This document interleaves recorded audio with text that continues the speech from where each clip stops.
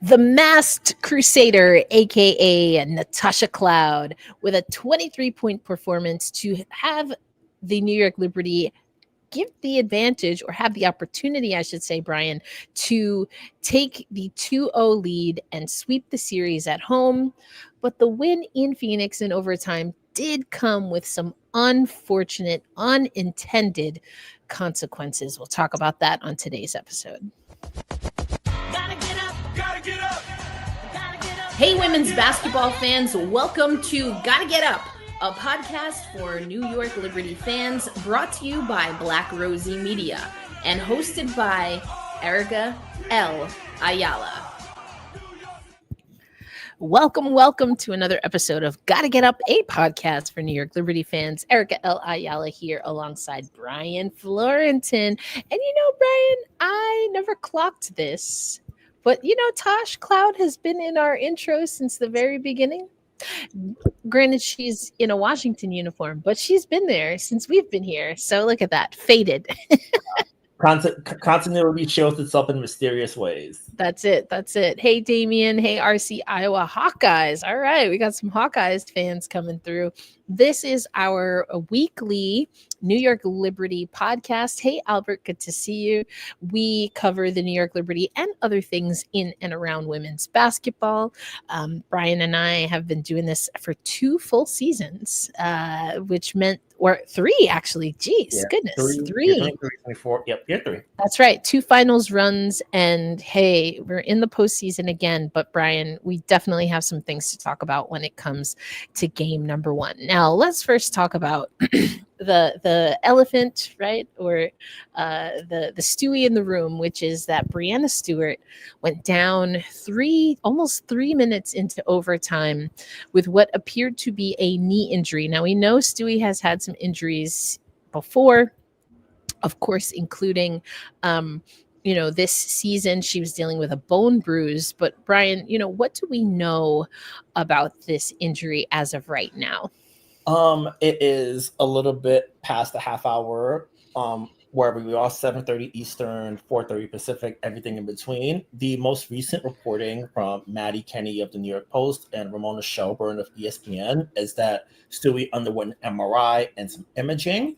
We don't know the results yet, but practice is tomorrow in New York for the Liberty. So a lot of folks are going to be boots on the ground there at Barclays Center for practice. So we'll do our best to try to find out what's going on as far as like any updates that Sandy and the team may share as we draw closer to game 2. Yes, indeed. It was a scene that was difficult to watch. A lot of people wondering why Breanna Stewart stayed in the game. Well, for those who follow Kobe Bryant lore, at least on the basketball side of things, then at least that's how Brian, realized that if you come out of the game entirely, you don't take your free throws, then you're not eligible to come back. So I just assumed that that's what was going to happen. She was fouled in the action of shooting. She made that basket, so was entitled to an additional free throw. There was a timeout that was called, and I just assumed that she was going to come take that shot and then go from there. She missed the shot, which meant that's a live ball. So unless Sandy wanted to take another timeout, which I think she still had a timeout, but then you get into situations, but she did continue to play for a little bit. But I would say the word I'm comfortable using, Brian, is distressed. She looked distressed and emotional when she came out of the game and was on the bench. Yeah. The ESPN cameras caught her on the sideline sitting next to Terry, the team trainer, and you could sort of see the emotion sort of like flush over her. When she went down initially, she hit the court because she felt frustrated, and she tried to, like you mentioned, she tried to play through it. She was able to backpedal going back on defense, and she was able to move a little bit side to side, but nothing where it's the Breanna Stewart that can fly all over the court at a moment's notice. And in post-game, Cindy mentioned this too. He said that she felt uncomfortable. So they made the choice, the right one at that, to just be like, hey, come on out. If we lose it, it's okay. Don't beat yourself up. Our job now is making sure you're okay for the present and the future. And you really just saw these sort of like frustration and emotion over her. I think especially for a player like Stewie, who's been through so many injuries, the bone bruise this year, she lost the postseason in 21 with a knee injury. It happened late that year in a title defense. She lost that. Of course, the Achilles is the most famous one that she suffered. So she's dealt with a lot of injuries in her decade in the WNBA, and every injury just sort of like takes it just it feels so depressing as a player knowing that you're playing well, you're in the heat of a playoff game at that, and then it's just like your body just cannot continue. It's so frustrating. And I think what helps in this moment is that the team is just really sort of like bonded together over the years. So it's a moment where she's feeling really low and down, but she has people who are next to her that can sort of like wrap her in their arms to really just sort of like make her feel okay as they try to go through what the next steps may be. Yeah, indeed. At this point, as you said, it has been reported that some imaging has been done. We don't have anything official. I think there's a lot of different ways that you can take this. I don't want to speculate at this time just because we don't know. I suppose what I'll say is,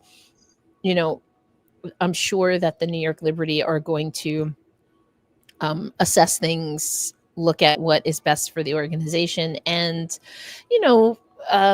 with respect to gamesmanship. So sportsmanship is how you treat players, person to person. Gamesmanship is how you navigate the chess match that is sport, right? The politics, if you will, of the sport on the court. I'm not talking about other politics. Don't even get me started.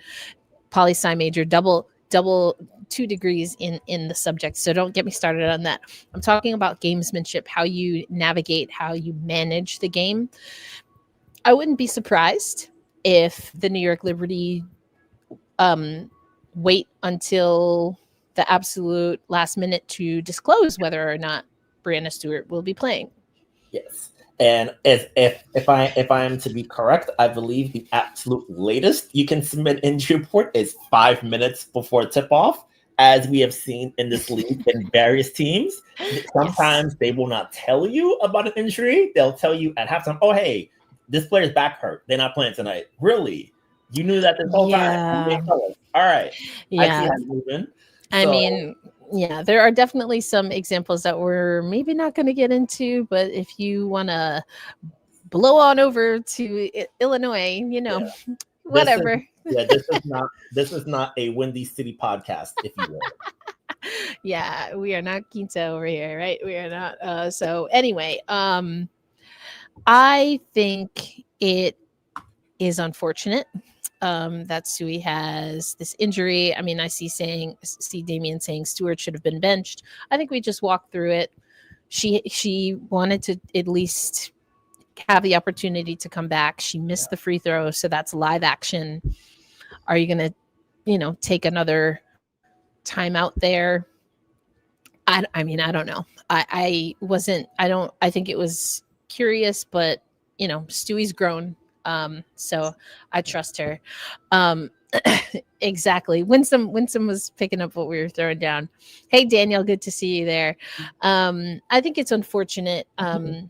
Brian, I want to ask you a question. I genuinely don't know the answer, but I'm curious.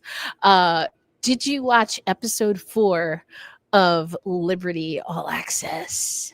I haven't gotten to it yet. The only thing I saw so far was the slot video of Sandy fussing at them in that locker room. Like, wake up. Yeah, there are 2 things. That's one that I want to talk about. But the one that I think relates to what we're talking about now, and that I did put in my CBS Sports story, is that Stewie at the statue, right? At the statue, they had just returned. She had just returned to the lineup, and the team happened to be on a road trip, and a West Coast road trip. So she got to see the statue for the first time, was talking about Sue Bird playing in Seattle.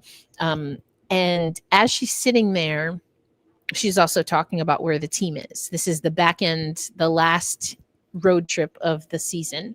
And then they had a home game before the season was over. And she says that Sue Bird, the person, the human, not the statue, had reached out and said something to the effect of, I think everyone on the team just needs to take a deep breath. Just take a deep breath and you'll get through it. And then Stewie went on. I mean, like it, and I also posted this in our Slack channel because I was watching it on the plane coming to, of all places, Seattle. And I'm going to pull the quote because I thought it was really interesting. And she is talking about that, she knows that the team has not played their best, but that's what excites her the most, is that there's opportunity for growth.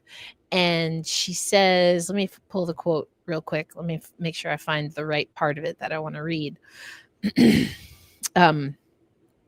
She says,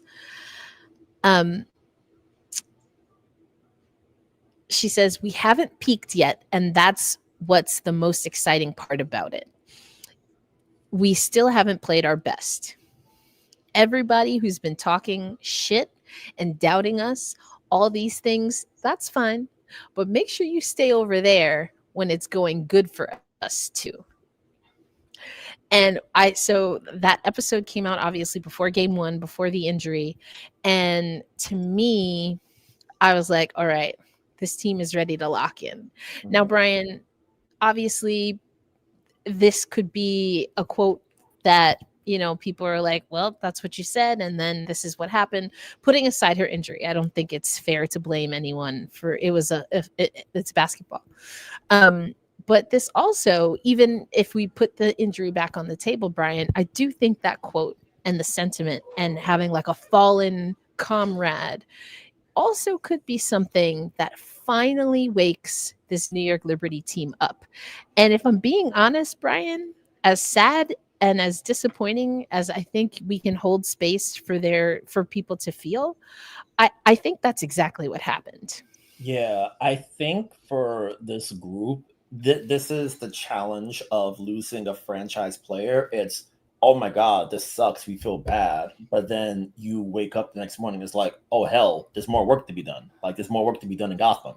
So I think for this group, especially coming back home, like it's like a truism in every sort of like basketball context. Role players play better at home as compared to the road. So they're coming back into their home gym. They have an extra day due to the travel of the schedule. You're going to have a jam-packed building. You're going to have a building that's excited to hopefully see your team advance to the next round. So that energy is going to be there. And then for role players, especially, like the crowd really sort of gives them the extra bit of oomph to get through their game. So I think for everyone who's here, this is an exciting opportunity to sort of like see if you can pick yourself up a little bit more and try to offset the loss of one of the leaders of the team.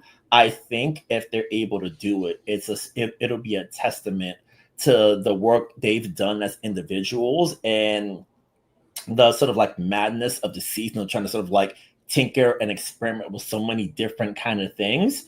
I feel like that's an opportunity where it's like, you know what, our best player is down. She's not full strength, but screw it, we can do it. Like we're in our building. We held it down in overtime. Like we did the building. Now let's take it home and then get ready for what the future may hold. Yeah, 100%. I mean, I was going to let it go, but Damien, I think it's so interesting, your comment regarding doubt, because we've talked about this on the podcast before. It's really, what's the word I want to use? It's very bold to assume that one can accurately say when someone is doubting themselves. I don't like when people do that to other people. Now, if someone says, yeah, I've had my doubts at times, or, I've been dealing and battling with self-doubt, I lost my confidence after XYZ, then I think it's fair game. I think you should give people the benefit of the doubt when it comes to that. So you doubting them, we know you have. We get it. And you did it last year and the year before that. I just think you got to be careful when you're speaking on behalf of other people and if they doubt themselves. I don't know. Like, I don't know. Maybe that's just who I am. Like, that's one way to really get me fired up. So I just wanted to address that. But if that's how you feel, say that. But don't speak on their behalf. Because I don't know about you, Brian, but I haven't heard anyone say anything about that they're doubting themselves or their teammates. Yeah, I haven't gotten that vibe from being around them. It feels like they're annoyed that the season hasn't gone the way they have. And now that I think about it, I'm thinking back to something I asked Sabrina in practice before, like when they got back from the West Coast. She mentioned that even with the season not being where it was, there was still a sense of like hope and optimism because everyone knows the circumstances of what's led to this point. She was also making the point that if they were like fully healthy and the season went like this and they were the 5 seed and like really didn't sort of like execute the full vision, that's where like she mentioned that the smiles and happiness wouldn't really be there. It'd just be more like a gripping frustration. So I think for the group, I think they feel confident because they're professionals to begin with. Like, oh, you can't do this.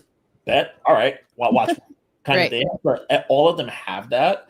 And I think that as a group, coming back home especially really sort of helps them out. I think if this were last year's format where it's 2 on the road and then the home game would be a game 3 if necessary, I feel like coming back helps in this instance because you get to change the environment up. You get to sort of like really switch things up a little bit, be back in your own home space after being on the road for much of the past month and change. Like any sort of home day is welcome for this team, and they've been bad on the road but excellent at home. So you're coming back to a place where you've been really successful all season, even amidst all the chaos. So I think that really sort of gives them another sort of bit of oomph to what they're doing. And I think within the now that they have another practice day, they can really sort of like iron out some details, which we'll get into, and really sort of like fine tune some stuff, even if Stewie is not at full MVP capacity. Yeah, and I think there are a few comments that I want to get to. We'll get to our stats in just a minute. Hayes saying they should have been playing for her, Stewie, when she was out for that month. They'd be in a different predicament now. I think that's an interesting comment, and I get where you're coming from. We've talked about it on the show. There's no doubt that the New York Liberty, even amid all the injuries, have not been executing to their potential throughout the season. Rebounding was one of those areas. Getting to the free throw line, which we definitely will talk about when we recap game 1 in just a little bit. And, we can't act like it was only Stewart that was out. So, all right, next person up. Okay, so now it's Stewart and Burke. Okay, next person up. Now it's Stewart, Burke, and Sabally. Okay, next person up. And you get Jonquel Jones back, but, again, ankle injuries take a little while. Okay, then Sab goes out. Next person up. I think that I think it was Monica McNutt that said this throughout the weekend and ESPN's coverage. She said, that, or someone at ESPN, I thought it was Monica, but now I'm second guessing myself. So one of the fabulous Black women that works for ESPN in women's basketball said that, their depth, right? This team has been feared, right, on paper because of their depth. And honestly, I'm almost positive that what I'm about to say is something that Natasha Cloud may have said when she was in Washington. But what other team would have not just, so we're talking Niara has been out with an injury. Izzy's been out with an injury. Cloud, yes, but we'll put Cloud to the side for a minute. So you've got Izzy, you've got Niara, KB, Stewie, JJ. Sab missed 4 games. Yeah, something like that. Yeah. And who else? JJ got sick a few times. JJ was sick. So JJ is a starter. Stewie's a starter. Sab is a starter. They were missing Leo. She got injured in that first Indiana game, and then she was gone for Eurobasket. They missed Tosh for a little bit. So at some point in time, and with a lot of overlap in your front court, every single one of the players that were in the starting five that began this season has been out for multiple games. And a lot of those overlapped. Yeah. Where else they do that at and get the 5 seed? Now that you mention it, it does feel very 20. Not to make it about the Mystics, but this does feel very 2023 Washington Mystics coded. Like they was doing stuff. They were playing great early. Then all the injuries piled up, and it's like, wait, we're the 7th seed. What the hell? And then you join the Liberty, and it's, oh hell, they're about to win this game. What the hell? Yeah. I mean, and and that's just, these are facts. I think what's also a fact is that, including in game 1, Brian, that a lack of execution, a lack of being able to intrinsically find that motivation at times, lapses when it comes to turnovers, those things have also hurt this New York Liberty squad. 100%. Hayes talking about it's horrible that they didn't bring in a hardship. I mean, I think I'd take Emma Mieseman over a hardship. Yeah, I feel like maybe like I need to like read what's left of the current CBA more, but I think I guess I'm still unsure if you can tap into hardship if you're over the cap in the way that they are, in the way that they are / were. I'm still unsure of that. Admittedly, yeah, it's a bit of a gray area. I need to sort of like study up. And also, I think specifically with the New York Liberty, I'd have to go back. There wasn't a lot of time that they were, or if they were ever, under 9 healthy bodies. Yeah, because I think once you're at 8, it triggered. I think it has an 8. They're out at least 2 games, and yes, I remember Indiana with Odyssey Sims had this situation where it's like they didn't have enough injured players to keep her around. Right. And then apparently there's also something called, there's a hardship contract, and then there's an emergency hardship contract ? So it gets very finicky. But again, around that time where they were at their most danger, and maybe you're like, oh, they should use a hardship, they get Talbot, and we're preparing to get Mieseman. So I don't know that, that would have really applied. Needless to say, it's been an up and down season. I do think that injuries are a big part of the story. They're not the whole story, but they're a significant part of the story. The part of the story that's frustrating, especially to people who want to see this team successful, are the small things that aren't small when you cannot dominate in the ways that you have been able to. And some of that, I think you have to think about. It takes us back to 2023 New York Liberty, right? Easy bake oven starting. Sandy had to easy bake oven her starting 5, and she sacrificed, and she took a lot of criticism and critique for not using her rotation more, not using her reserve players more. And she justified, I don't want to say defended, because I think she understood, and at times was I think she understood and could see the perspective and wanted to truly get some more players more minutes. However, when she matched that against getting that starting 5 together, she made a choice, and she stood by her choice. She stood by her decision, and it got them to the finals. And then it got them to the finals again last year. Excuse me. And then this year, I think it also paid dividends, although it's hard to see because there's still so many struggles that this team is dealing with. What Sandy hasn't always been able to do, although she did start game 1 of this season, she went deeper into her bench. Unfortunately, she couldn't stay there because she couldn't bring people in gradually. And actually, Rebecca Gardner was interviewed in episode 4, Liberty All Access. Highly recommend it. It was a very good episode. And Beck and players like Sabrina, Leo, and Sandy are talking about how it's people adjusting to playing more minutes than they usually do in the WNBA, playing different roles, different positions. Steph Talbot joins a team that she wasn't with all season, and she's playing out of position in her first 5-6 games with New York until Emma Mieseman could come in. So, no one is, again, I believe it was one of the amazing Black women that works at ESPN covering women's basketball that said, no one feels sorry for New York, including us two right here. Mm-hmm. I don't feel sorry for New York. I can identify that it's unfortunate what they're going through. Obviously, it's extremely unfortunate with some of the injuries, including the most recent one. We don't know how severe to Breanna Stewart, and figure it out. And that's the thing. New York has not proven without a shadow of a doubt, Brian, that they figured it out.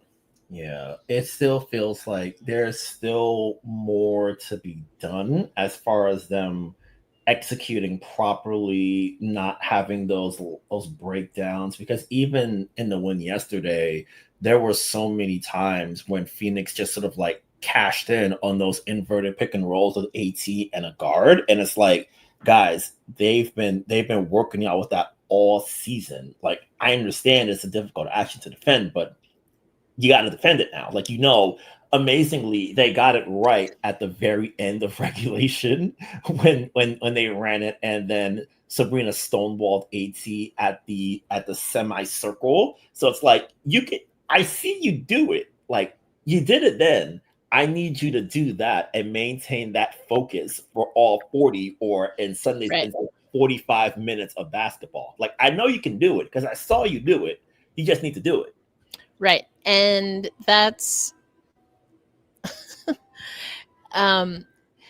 it's over for the New York Liberty until anybody can prove me wrong. I can prove you wrong right now, Damien. I can prove you wrong right now because there's another game. Yeah, at least 2 more. There's like, what do you mean it's all over? What do you mean? It's literally not. Like, I don't understand when people like get like, it's over. Is it though? Because even if they lose, like you said, there's going to be another game if the Liberty. So how is it all over? If what you're saying is they're not going to win a championship, I've said this to you before. Nobody's guaranteed, homie. I wasn't even guaranteed to make this stream today. You know what I'm saying? Like, and are you going to guarantee a championship? Like, what is the phrase? I don't know what people's beliefs are. Tell the creator your plan, and that's how to make them laugh. That's how to make her laugh.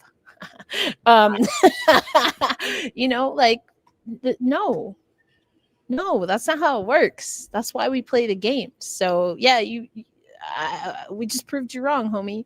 Now, you could say that you don't think the Liberty are going to win. Go to CBSSports.com. Preseason, midday, every week on Mondays. And again, in an article, I didn't pick the New York Liberty to win the championship. I didn't. Prove me wrong. It's not like, what do you mean? You don't know who's going to win the championship, just like I don't know who's going to win the championship. But I can guarantee that nobody wins it tomorrow. So there you go. But is it a guarantee? It never was. It never was. I feel like we hopped on here to celebrate the championship, and Damien was already asking us if we could guarantee that the Liberty are going to win next year. No. Everybody's still wine drunk. No, I'm over here like, I'm conceited. I gotta. And he's like, yo, are they gonna win next year? If not, is it a failure of a season? I'm like, bro, we don't even know what the rings look like yet. Like, what? Anything can happen. It's not looking great. It's not. You could say that. But prove you wrong, that's easy, homie. The series isn't over. Playoffs aren't over. They didn't even announce the times for the if necessary game threes. Like, what are we talking about? What are we talking about? Prove you wrong. What? Okay, done. Say less.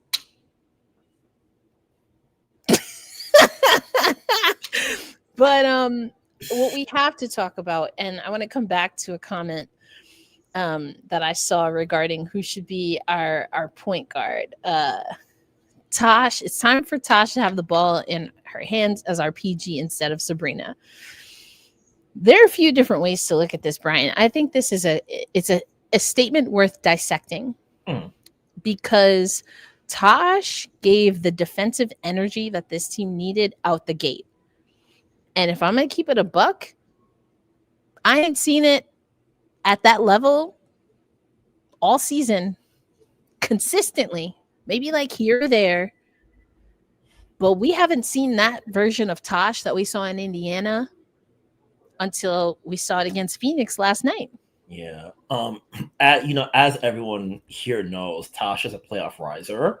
And even last year in Phoenix, she balled out in the postseason for them in their series against Minnesota. And I think especially for a Phoenix team with Cock Hopper, like you need that energy on that side of the ball. And Tosh was doing a really good job sort of like chasing her off those curls. Because one thing the Liberty are doing, which I think is smart, is having JJ playing drop.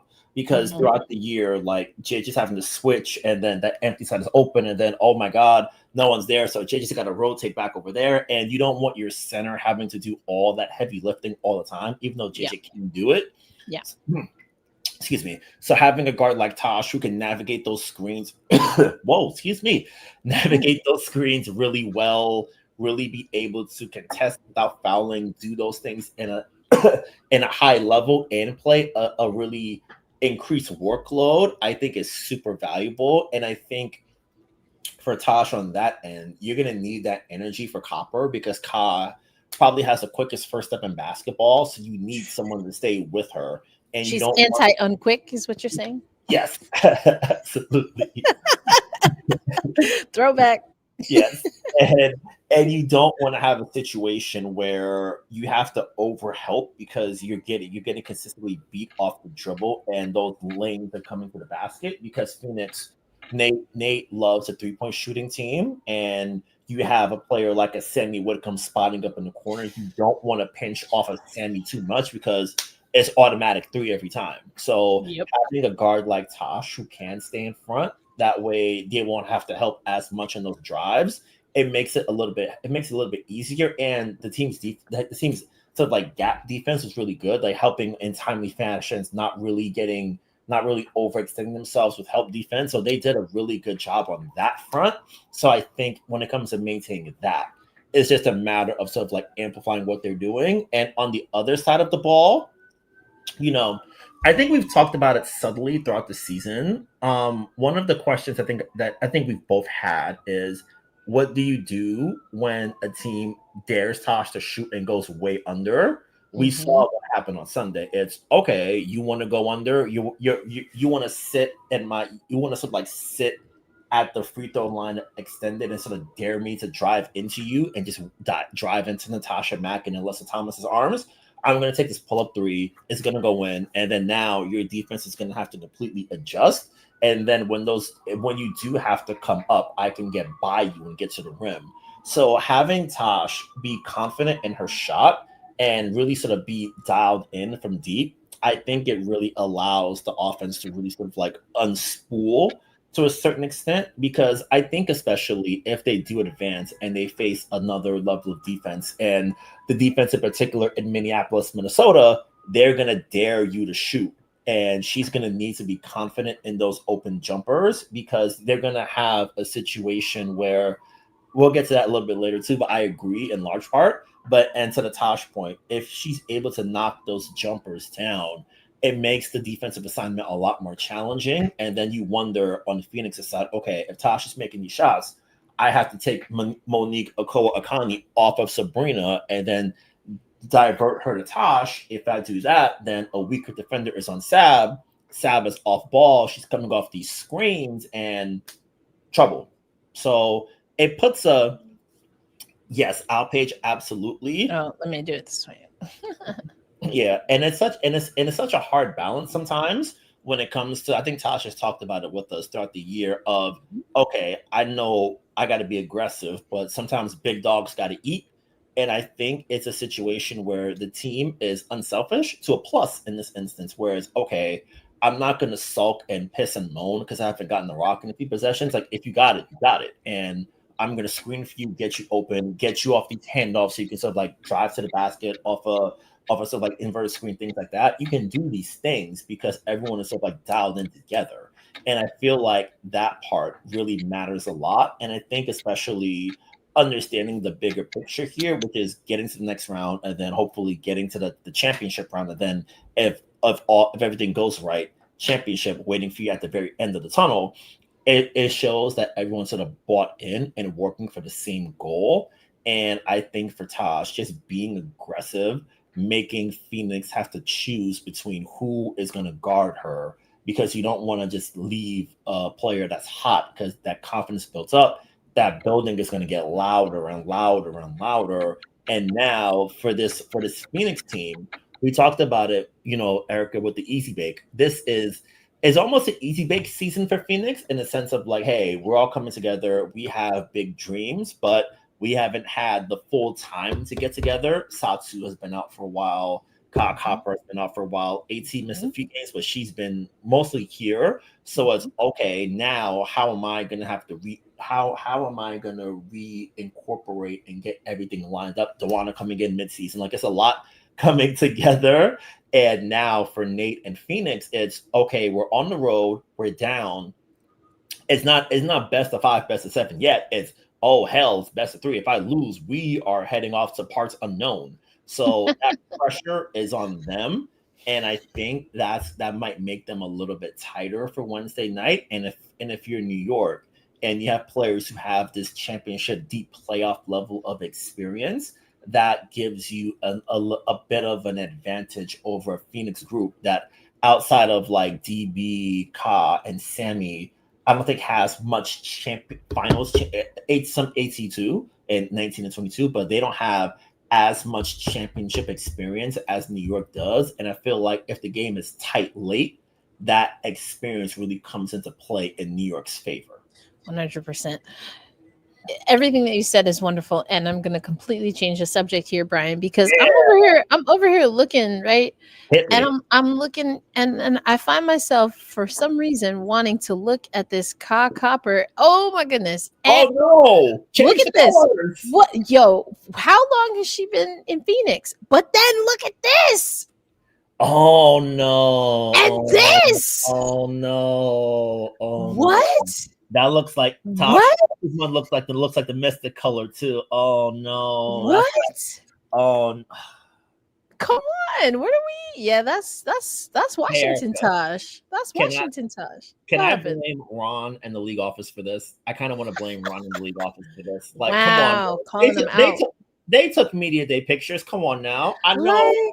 Like every time it's like update. You could update someone's avatar on their profile. It takes like a couple minutes. Somebody, please. Like what? That's wild. That's wild. I did see the question, and I want to come back to this. Who should start if Stewie isn't available? Very interesting question. I want to get into it, but let's go over this game. 76-69 overtime win for the New York Liberty. The leading scorer for the Phoenix Mercury was Ka Copper. Alyssa Thomas, Ka had 15. Alyssa Thomas had 14. Dawana Bonner with 12. DB had a pretty solid game.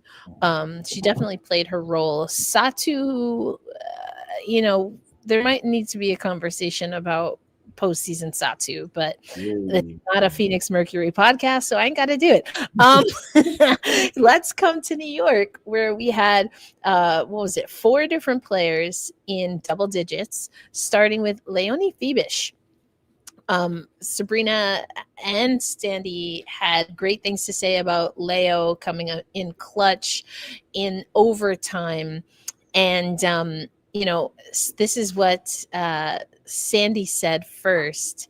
She said, of course, now I can't find the quote. she talked about, I'm going to summarize because I can't find the direct quote right now. Here it goes. Okay. We're as great of a 3-point shooting team as they are. And that's where it came down to. We made a few more than them, and Leonie Fibic, none bigger than that 3 in overtime. And then Sab went on to say, yeah, it was huge. She goes, it's funny. She had missed some early on, and I knew she was going to hit the biggest one of the night. It's just what she does. That's what happens when you get that homegrown talent, right, Brian? Correct. I had to. It was right there. No, she is not from the United States. She is from Germany, and she is a player that you have written about for BlackRosieMedia.com. I think she, in some ways, epitomizes the ups and downs of the team. And in her case, Brian, there is a significant amount of fatigue that she's trying to battle.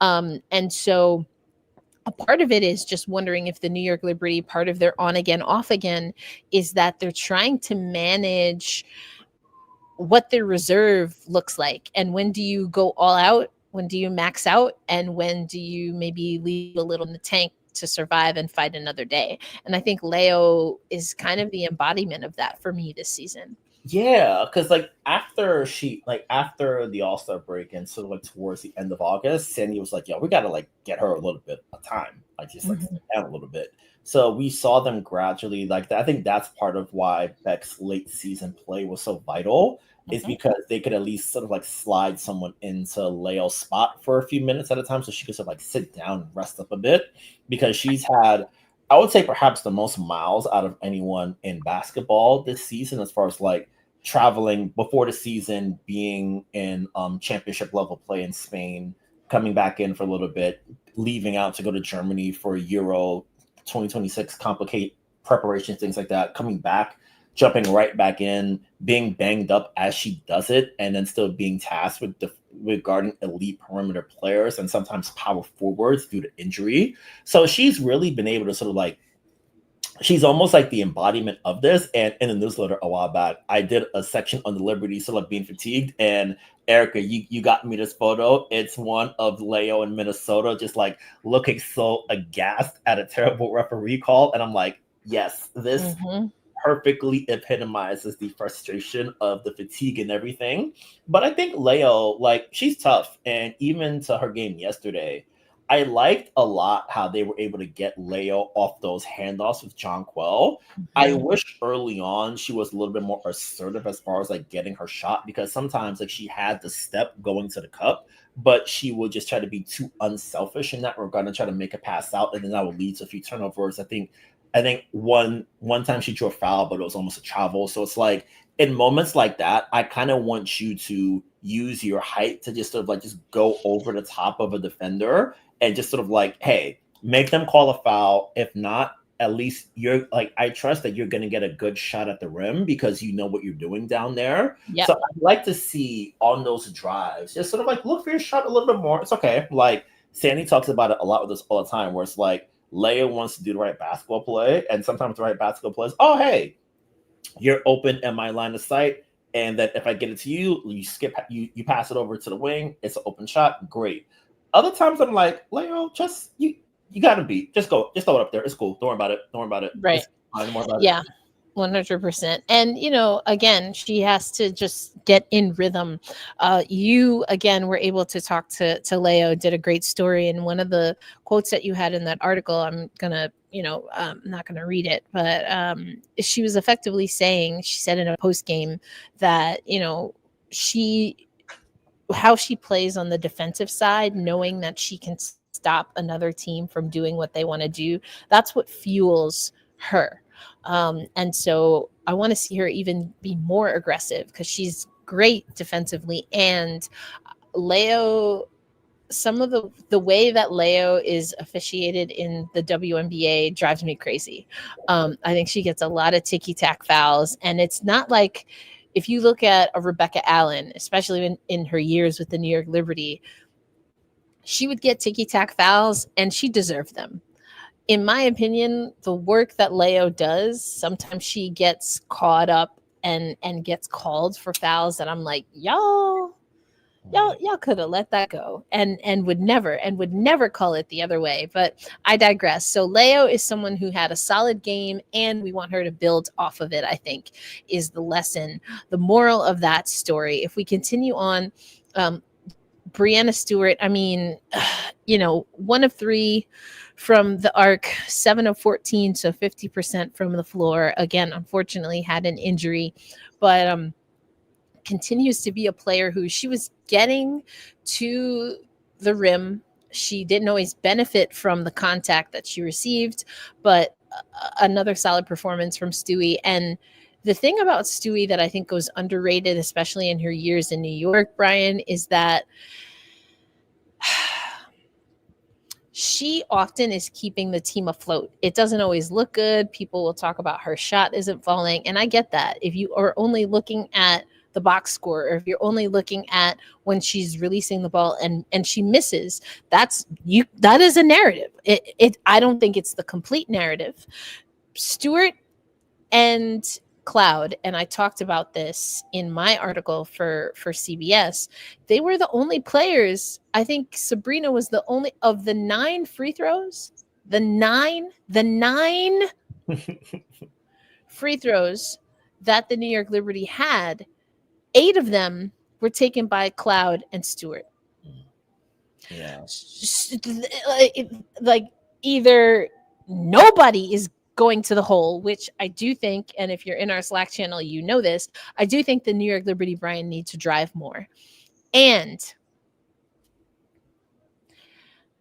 I just like some of the calls were just, or the lack thereof, I just didn't understand. That being said, this is not new. We've talked about it on the podcast. Other teams have talked about it throughout this season, last season, season before that, the season before that, the season. And it's one thing, like every player is going to complain, right? WNBA players, they be pulling receipts, sending video clips. And I think there's a justification to some of this.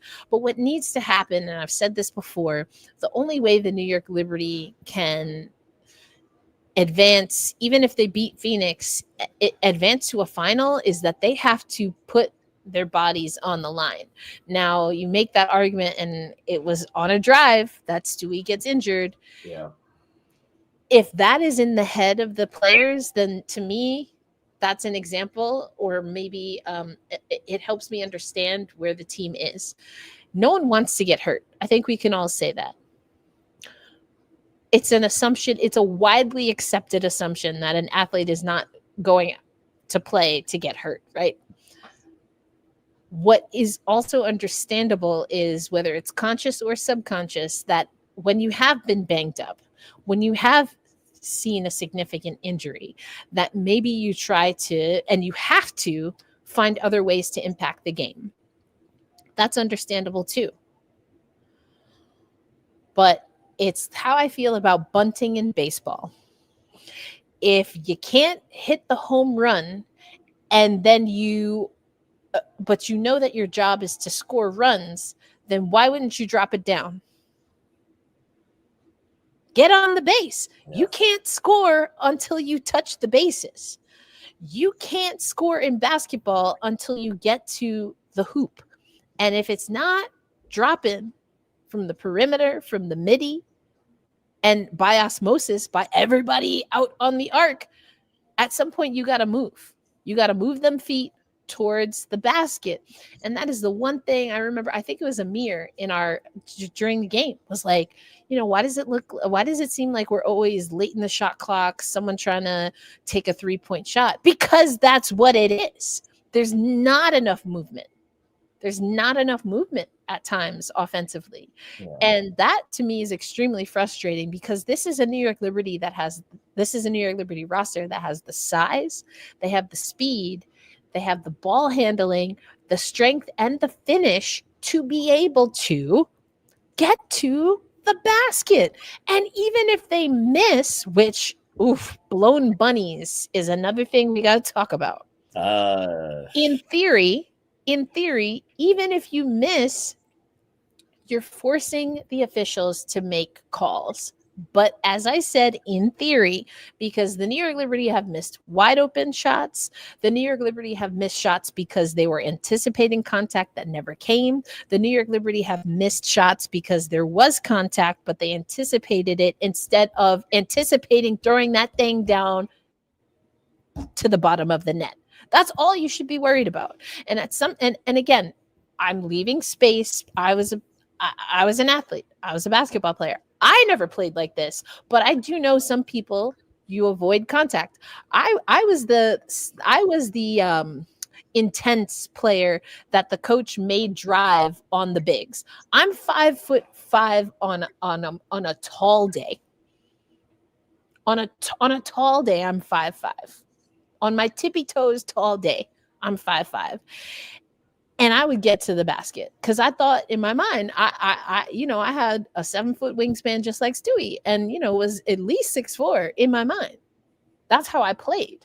So I was the one who would do the driving drills because I had no fear. And people would bark at me like, "Yo, Erica, why are you so?" Because if you can't take a charge from me, how are you gonna take it? I'm about to do this, and you can't take the charge. Why would I think you could do it in a game? This team has to get comfortable with contact. And that is exactly what Jonquel Jones said after this game, Brian. She talked about it. She's like, you get treatment. You understand that that's just the nature of the playoffs. The physicality is just how it's going to be. It's going to be really turned up to another level from the regular season. And she also talked about being a rim protector. Now, Jones is absolutely right. And Jones, to me, Brian, is a player that I want to see her get the ball.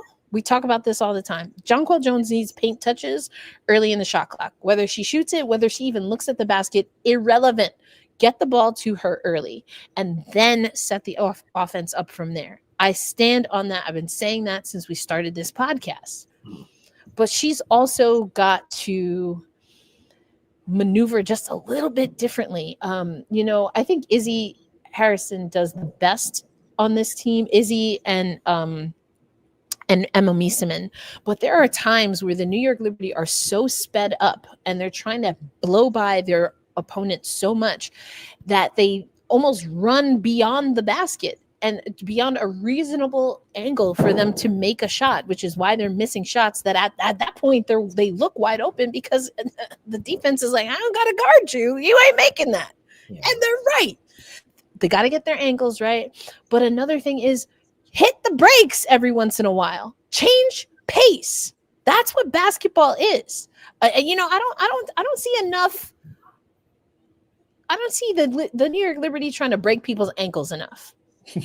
I don't whether that's on the dribble, whether that's on the, you fake the pass and then you have to change in hockey. Because, I'm here in Seattle covering a lot of hockey. In hockey, you talk about take the goalie's eyes away, get the goalie to be moving laterally, because when people are shifting this way, that way, anything can happen. And you open up a seam with just enough time, just enough space to either get to the basket, get your 2 points, or you get your 2 points and 1. That has to happen. There's no negotiating that. I can say a lot of things, be hopeful this, quote Stewie that. I have always said this. This team needs to be more crafty. They have to find a way, and they can do it. I need to see more of a commitment to doing that in game 2. Yeah, early, in the third quarter, I wrote in my notebook, the process is so flat right now. And it felt like it was very much like, oh, the first action isn't there. We're going to try to cycle through the next one. And it's like, oh, it's 3 seconds to go on the shot clock. I got to throw something up. And that's where they run into trouble. One of the things I thought that was super fascinating early on is that when Phoenix went small, New York countered by going big. So we got the triple big lineup. And what the Liberty did was, okay, Kalia Copper, who are you guarding? Oh, that's Breanna Stewart. Hey, Stewie, get to the block. We'll cycle around. I'm going to get you to rock. Make it work. And she did. She drew fouls, really took advantage in that way. So I think for New York, it's a situation where how Phoenix's lineups counter, you're in control, essentially. And it's, okay, JJ is she's a great passer. She's a great hub from the 3-point line in the mid post. It's okay. That can work. Like she's good on those handoffs, things like that. But now it's okay.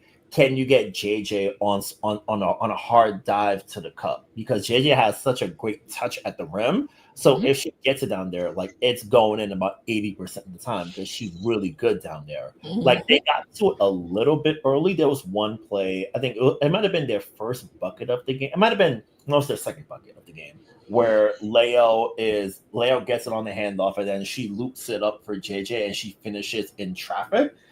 That's the vision right there. Like I want to see more of that because I think sometimes like there are moments where I kind of feel this way with Aaliyah Boston, Indiana, where I'm like sometimes, okay, you know what? It's a little bit stagnant. Let me just clear out, get you the ball in the post, and then have you sort of like read and react from there. Like there could be more of that, I'm certain, but if everything is going to be in flow and movement and coming off handoffs, things like that, it's how can you be more deliberate about generating downhill gravity because yes, it's rolling to the rim. Like Sammy Whitcomb's going to leave her defender to come deal with that because hey, I don't want to have JJ get an unobstructed lanes in a basket. Like I want to make Satu Sabali work really hard on that end too, make her work even harder. yes, Like yes. really sort of like put the emphasis on Phoenix to react to those dives to the rim, and you can throw it up really high for JJ. She can make things happen that way. So I think it's a situation where can we? I guess not we because I don't work for them. Like I don't get no right. I mean, yeah, you know, we'll do it. We'll be the official Liberty podcast if you want us to, but you know, pay it up. Run that check. They got hey, I see the valuations. I know y'all got some change in them pockets. Come back to you eventually. But I would say that for the team and the group, it's a matter of can we get to it earlier too? Because 100%. Yeah, like getting into their offense a lot quicker helps. And I feel that for JJ, she has the advantage over a Mac, over a Westbeld, over an AT at 5 lineup. Like you can really sort of like press that size advantage and really sort of make Phoenix react to what you're doing a little bit more. Like Misa Min, when she was in, she missed a lot of bunnies herself yesterday, and she usually has like really soft touch in the semicircle painted area. So I think for New York, it's okay, we're bigger and we have more size and we have good passers all over court. How can we get into the offense a little bit faster, and how can we sort of like maneuver around to get our bigs the ball in a position where they can take the most advantage? Yeah, gotta drop the shoulder. And it's not something Emma does, but Emma, you know, that's a strong body. She got some oomph to her. That's a strong body right there. I said it when it was New York, Seattle, right? But sometimes you have to establish that. The Kobe Bryant running through Pau Gasol, you have to establish that so that the next time someone tries to, tries to post you up, that they're thinking about that.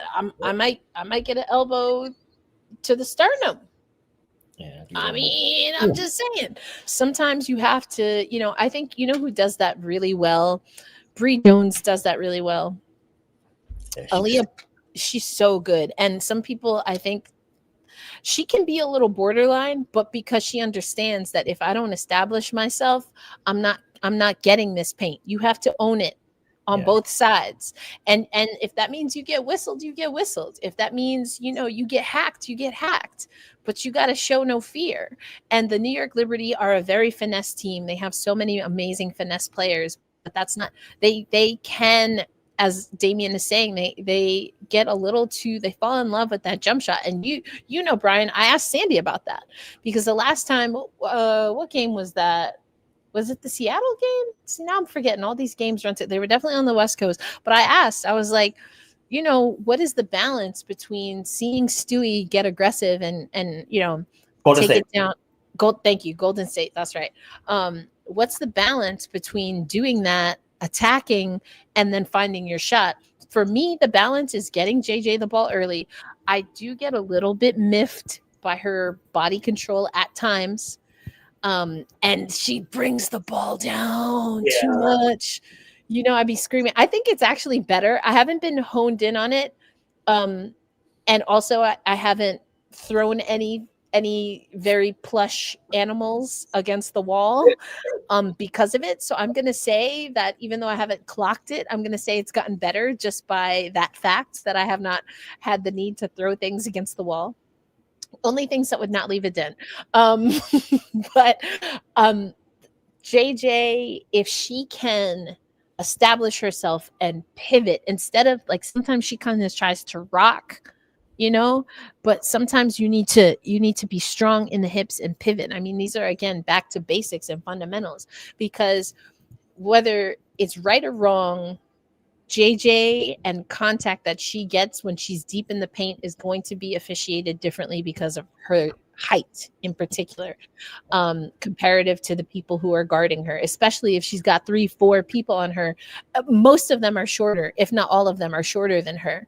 And so her kind of going into bodies that are shorter than her puts her in a vulnerable position to get offensive fouls. Yeah. What I would like her to do is plant her feet, get heavy into her legs, and then instead of trying to drive with the shoulder, she needs to pivot with her hips, bring the ball up, because if there are 2, 3, 4 people on her, that means that there are at least 3 of her teammates that are open.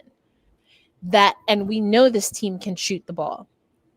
What also has to happen is that her teammates, when they see JJ, they need to be in a position, right, to receive the ball. That doesn't always happen, but they need to, if they're not going to go get the ball from her, they need to make sure that JJ can see that they can be seen by JJ. JJ can see them, so then they can spot up and shoot. These are, in theory, simple things, but as the game comes to you, as you're thinking about other things, they kind of fall to the wayside. They have to establish Jonquel Jones in the paint. Jonquel Jones did not have a double-double, and the New York Liberty did not win.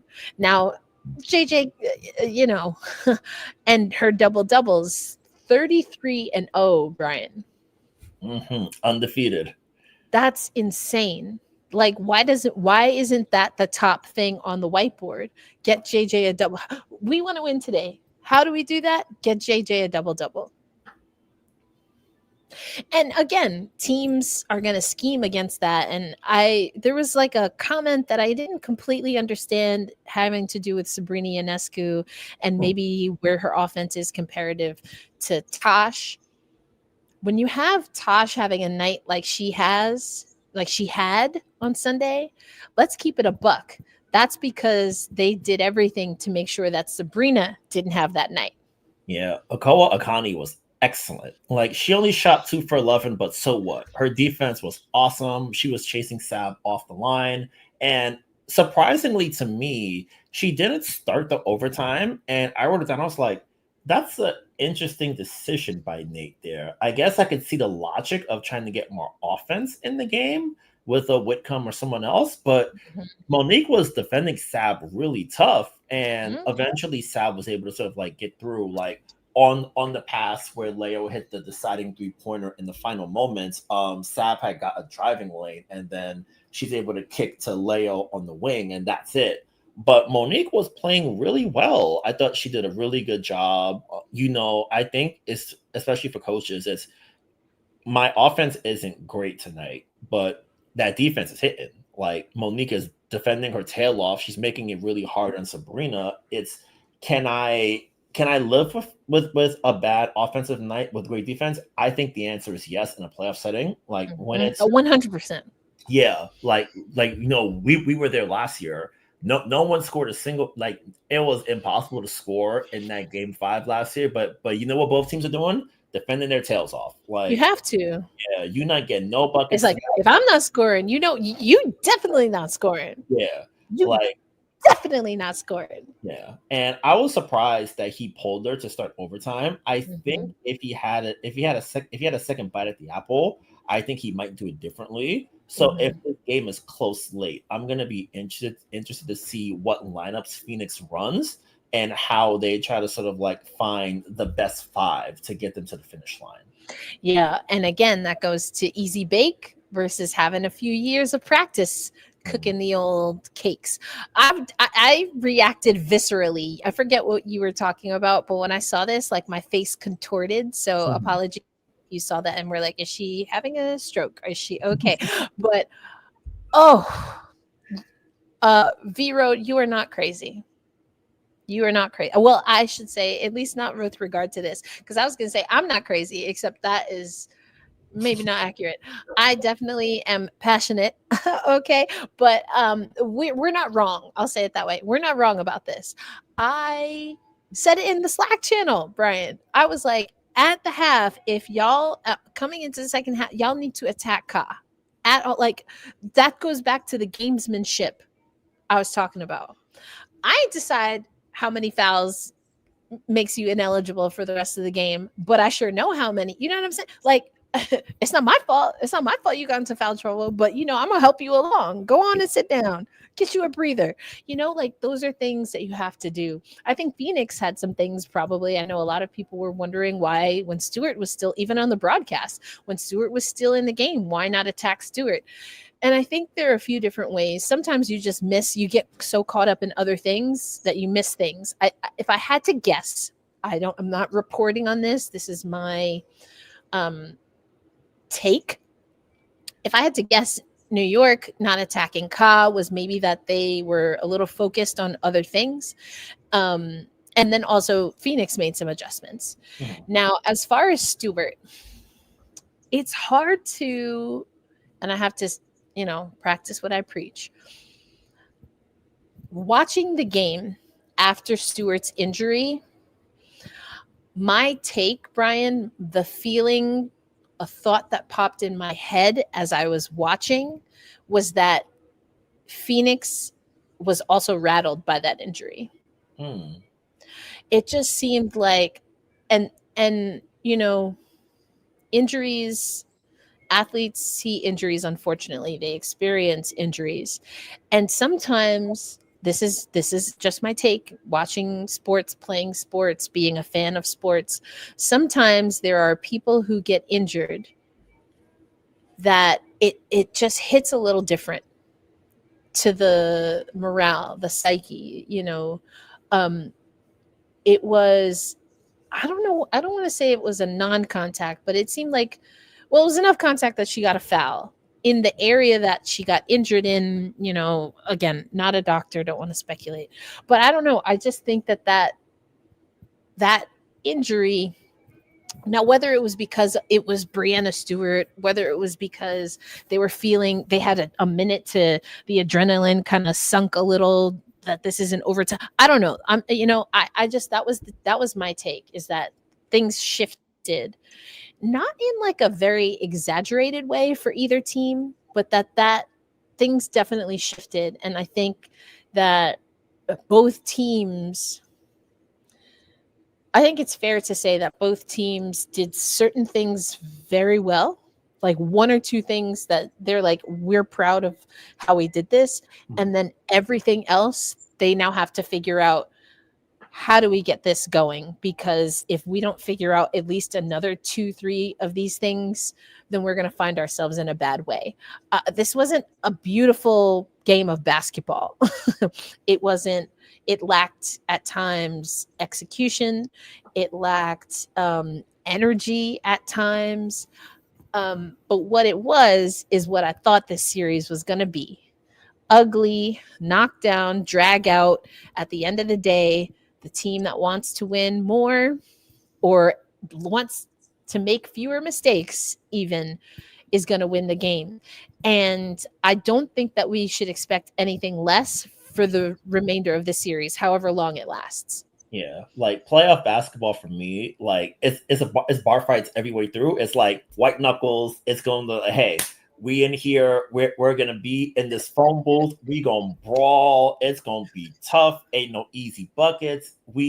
I'm gonna muscle you. I'm gonna out physical you. It's it's grimy, to put it in a Grimy. way. That's exactly it. This is what happens when you leave New York. You forget like the words. I could have just said grimy and y'all would have known exactly what I meant. Ain't nobody in Tulsa say grimy, but that's exactly like grimy is just like it's like sticky and it's sandy. It's like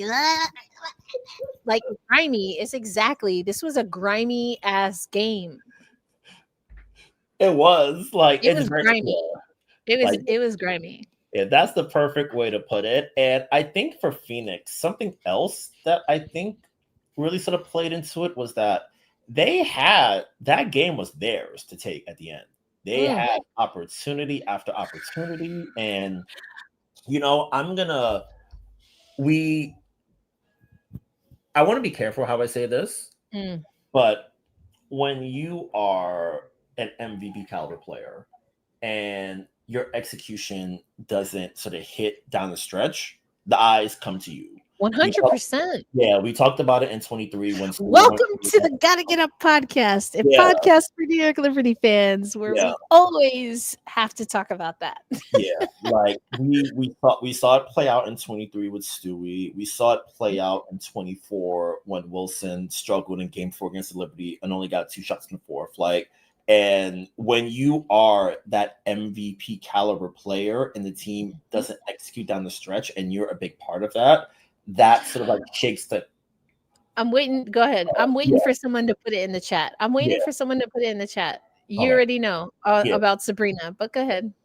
Yeah, so like that shakes the confidence. And AT in that fourth quarter, like 2 missed free throws, the floater that Sab had where they ran the inverted perfectly. She got to her spot, but Sab bodied up, contested it there, and at the end she has that's a shot she makes 9 times out of 10. This was the one, and bad time for it. And Phoenix just their offense never really got back. Like there was like that last gasp in overtime, I think, where they got down to like maybe like 4, I want to say. But other than that, it was just like it felt and looked desperate. Like it wasn't game 1, but it was like game 3. Yeah, or even game 2 for that matter. And I didn't like I'm glad you went there, but also I'm like, oh, because I didn't want to like go there all the way live, because I still do believe in Satu Sabali. And I think what you're saying, it could be apropos as well. Like if you take a hard look at it, I think that, it was a little bit of a struggle bus at times for Satu. And this is not a Phoenix Mercury podcast, but again, I like watching Satu play at her best, and it wasn't always there. I mean, I think that's fair to say. Yeah, like I wrote in my notebook, like the first bullet point I have is let Satu shoot. And I'm like, if I have my choice, it's Satu Sabali taking a 3-pointer where I think she's at like maybe 33% of the season. I don't have the number in front of me, but it's not like you're not shooting like a Leonie Feebich from 3, for example. So it's okay. I have you taking. She was 1 of 10. On Sunday, and what is she? Let me see. On the season? Let me see. Go ahead. I'm sorry. I'm going to look up what she is on the season. Okay. Yeah. So like if I'm a defense and I have to let somebody have something, I'd rather you be out there from 23 feet than Ka driving to the basket or AT coming downhill or having the ball in the mid post and then she's finding a cutter to the basket or anything like that. I have to take my pick. And for as good of a player as she is and the talent and potential she has, if you want to shoot jumpers all game, I will gladly let you shoot jumpers all game. Like, hey, you want it out there? Great. And and also this is where I want to give Leo a lot of credit as well too, because Leo had the primary assignment for the most part, and she did a really good job. That is Al Page. That is a very fair comment. Yeah, she's 32.1 on the season, by the way. Yeah, on like high volume too, if I'm not mistaken, like maybe like 5, something like that. So it's a situation where I rather you take those shots if I could help it. And I didn't notice it until someone pointed it out. I think I think someone pointed out on Skyline, but on the final possession of regulation, like Sabrina had the assignment on her. I was like, oh, It did, yeah. yeah, that's an interesting setup there. But and Zab was she was working hard on defense, and I think for game She two, was. yeah, hey Satsu, if you want to keep shooting, that's great. Like I keep you away from the cup. Like you want to take contested jumpers, I'm okay with it. Like that's great. Stay out there if you Yeah.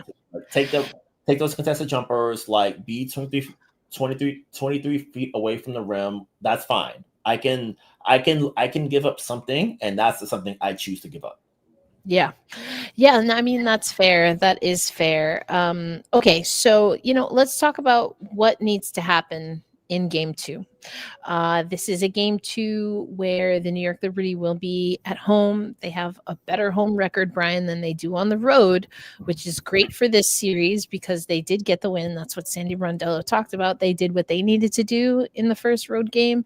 They don't want it to go back to Phoenix. I would not be surprised at all if it goes back to Phoenix. I predicted accurately that if we were going to get overtime, this was the series to give us overtime. And I didn't even have to wait. I got it in game one. Yes. So there you go. But because I think that, yes, these teams in ways are equally matched, including that sometimes they're their own worst enemy. And, I forget if I was reading this or if I was talking through it on a podcast for the 3-letter organization, but people were like, they've got DeWanna Bonner, they've got AT. We saw what they did in Connecticut. Yes, Connecticut was a perennial playoff team, Brian.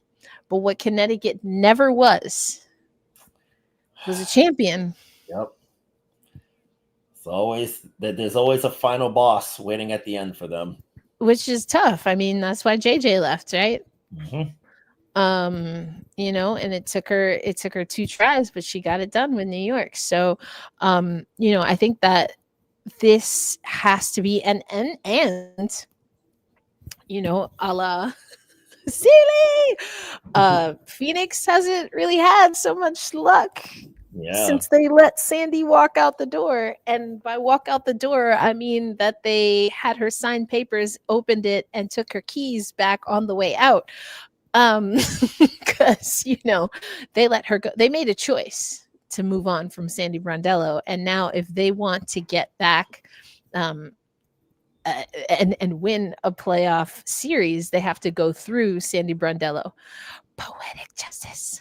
Poetic. And not to mention, I mean, we talked a little bit about the masked crusader, Natasha Cloud, also maybe trying to get her lick back, Brian, in this series. Yeah. And you know what? You got a player down in Breanna Stewart. Neither team, I think, they'll take the performance. How do I want to say this? I mean, because there's a few different ways to look at it. I think in listening to the post game, both teams were open to the idea and the fact that they needed to do more, but they leaned on the positive. They weren't like, oh, we got to do this, we got to do that. It was like, hey, game one, this is how it goes. And that is a good mentality to have, at least publicly. They're not going to give you and I, right, or media members any fodder. They're not going to give them, they're not going to give us any fuel on why we should be talking mess about their team. Now, as we saw in Liberty Unlocked, and what I've been telling y'all from jump is that Sandy Brondello will get up in there, Yeah. She ain't got no problems. She seemed real comfortable with letting folks know we play like the best team and play well against the best team in the league one night, and then we look like we're the worst team the next. She's like, I'm tired of this shit. I'm tired of it. And like, that's who Sandy has always been. She's not going to get on her team in front of us. Yeah. Like being at practice, we might get a little bit more of a thorough or detailed account of her conversations. But, she rarely, and definitely from my perspective, she never like defies her team. She never throws them under the bus. If she ever even jokingly comes off as disparaging, it's because her players have already heard it. Like, she's not going to tell us something first or in the moment. She would never do that. That's my take on Sandy Brondello.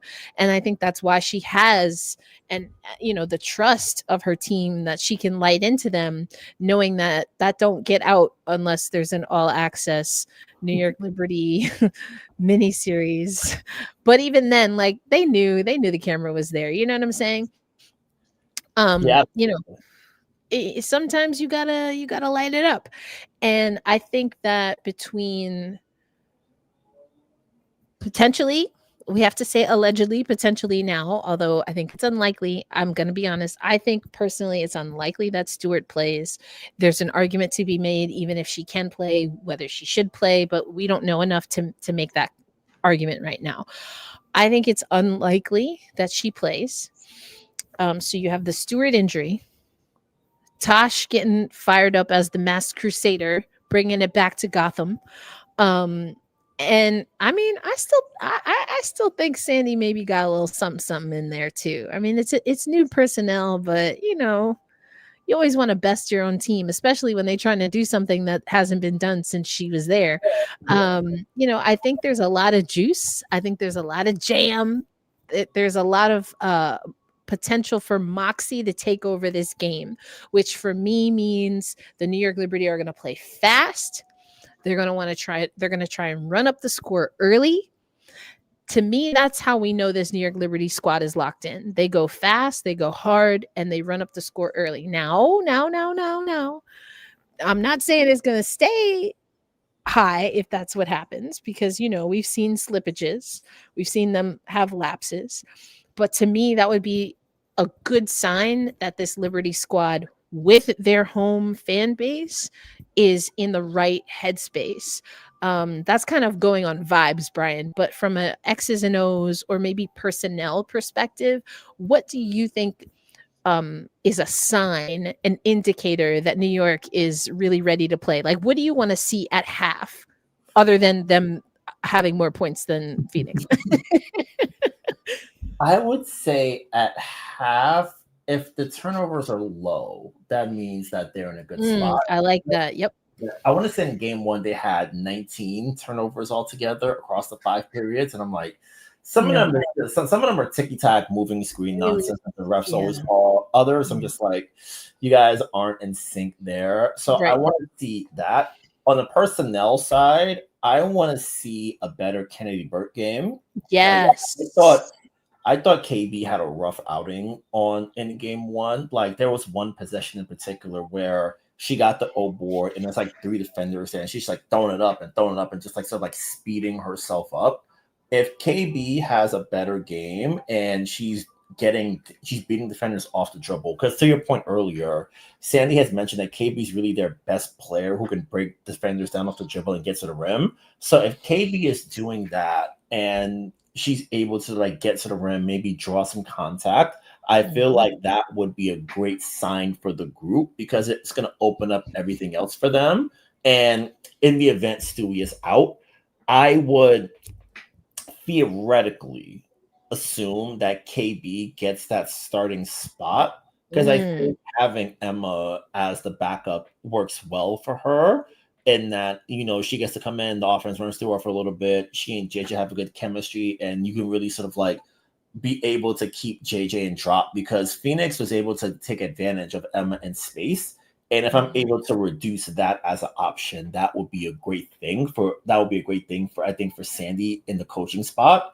So I think KB being in there, it allows JJ to stay on AT. You can have KB guard whoever needs to, and then that allows everything else to open up a little bit. And I think you're not getting a full replication of Stewie's downhill juice, but KB can give the you closest. the closest approximation that you can get in a pinch. So I think that at that position, at that height, because you also have, I mean, Tosh has to. Yeah. Sab honestly could afford to do it more.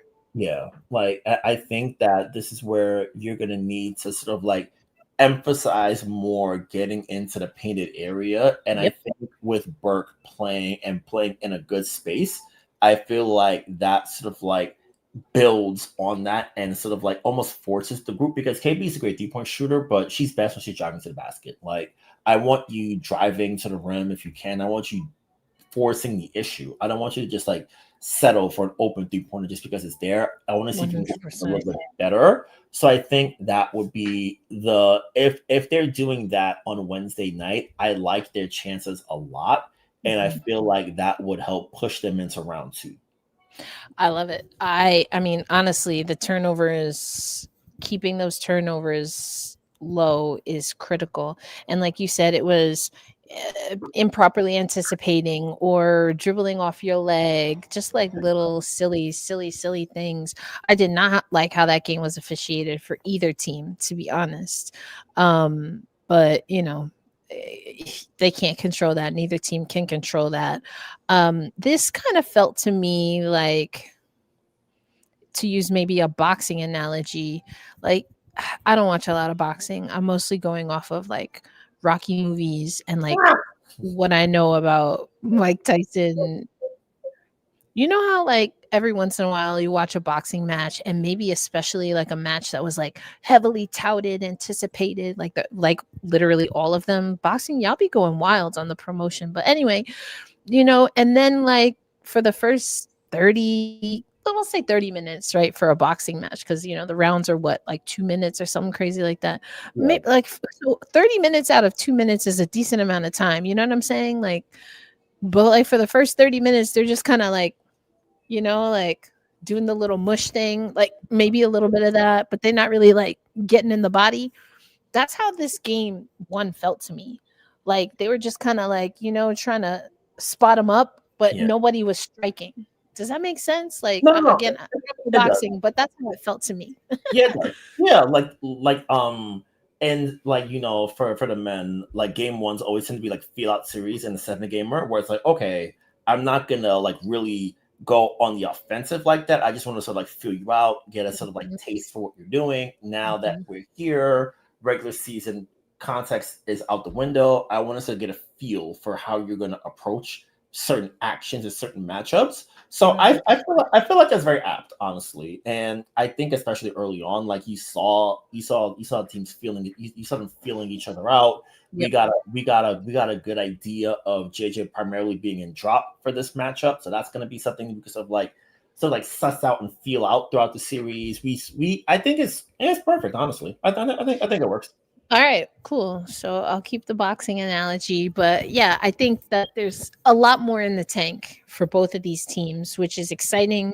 It's a little nerve-wracking as someone who has a little bit more than a neutral, vested interest in this game, but also that's what makes it exciting.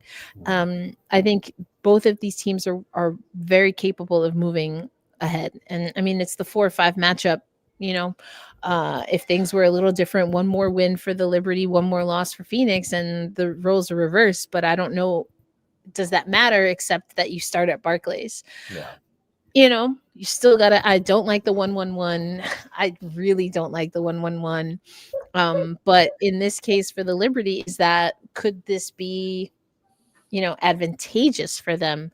Well, I guess we'll find out, because we got another game 2 coming up, Brian, but we also have started to get the awards have been or are going to be announced. The first one, most improved player, was announced today. Congratulations to Veronica Burton from, of course, the Golden State Valkyries, and I like that pick. What was your take on Burton getting MIP?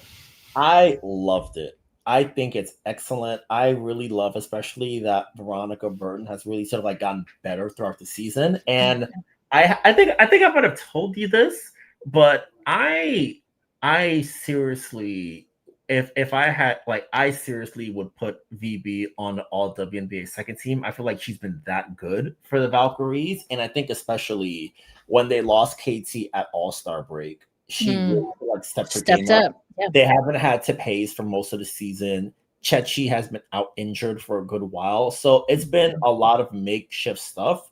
And Veronica has really sort of helped keep things help keep things steady and sort of like gotten them really to a higher level. Janelle Solana has really picked her game up, and that's really playing off of VB. So I think Veronica has really started taking her game to a really high level, and it's super fun and exciting to watch a player who was on the outskirts of a rotation in Connecticut, didn't get much run in Dallas. Now it's okay.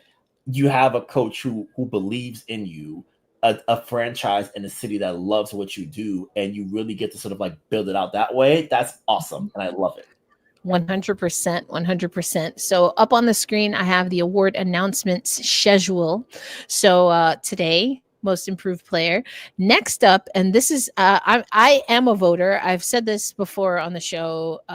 Also, if you've listened to any or watched some of our CBS sports content, I did run through my ballot. So it's also live already. The picks, my picks for all of the awards are up on cbssports.com. So I'm a voter. My vote has been public. I always make my vote public, but since working for CBS, my vote is super, super public because anything that I put on there is exactly how my ballot is. Just so y'all know, I stand on business. Some of y'all know, including with most improved player from last year. But anyway, Coach of the Year is up next, Brian.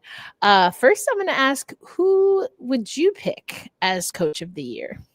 My pick is Natalie Nakase of Golden State. I feel like for Coach Nat, they didn't have any expectations this year. I certainly didn't think they were going to like really make the postseason and get as high as 6 at their highest moment. I think, especially for an expansion franchise, year one is foundation building. You want to establish some sort of like play style. You want to establish identity. You want to sort of like show players on the league, hey, we may not be a contender right now, but you can make us a contender if you come here. And I think for Coach Nakase, she's really been able to unearth a lot of the talent on this roster. And I think really sort of get players into new positions. Kayla was having a sensational year. Janelle Solana has really taken to the U.S. playing under Nakase. VB, as we mentioned, really sort of scaled her game up in a really special and spectacular way. And I feel like she has a buy-in from that group that is really hard to maintain. A thing that really sort of like told me early that this group is bought in was when they played the Liberty the first time at Barclays Center, and they were down by like 29-30, and they were still going crazy hard. They were fighting it out, and then the next game, it went right down to the wire, and I'm like, that right there, they have a coach that they believe in, that's a coach that they trust, and that's a coach that they run through a wall for, and that matters a lot when you don't have the A1 superstar talent guiding the ship. It's just, as the players said themselves, we're a team of 6 women, and look at what they've been able to do, and it's really exciting. And I think that would be my pick for Coach of the Year.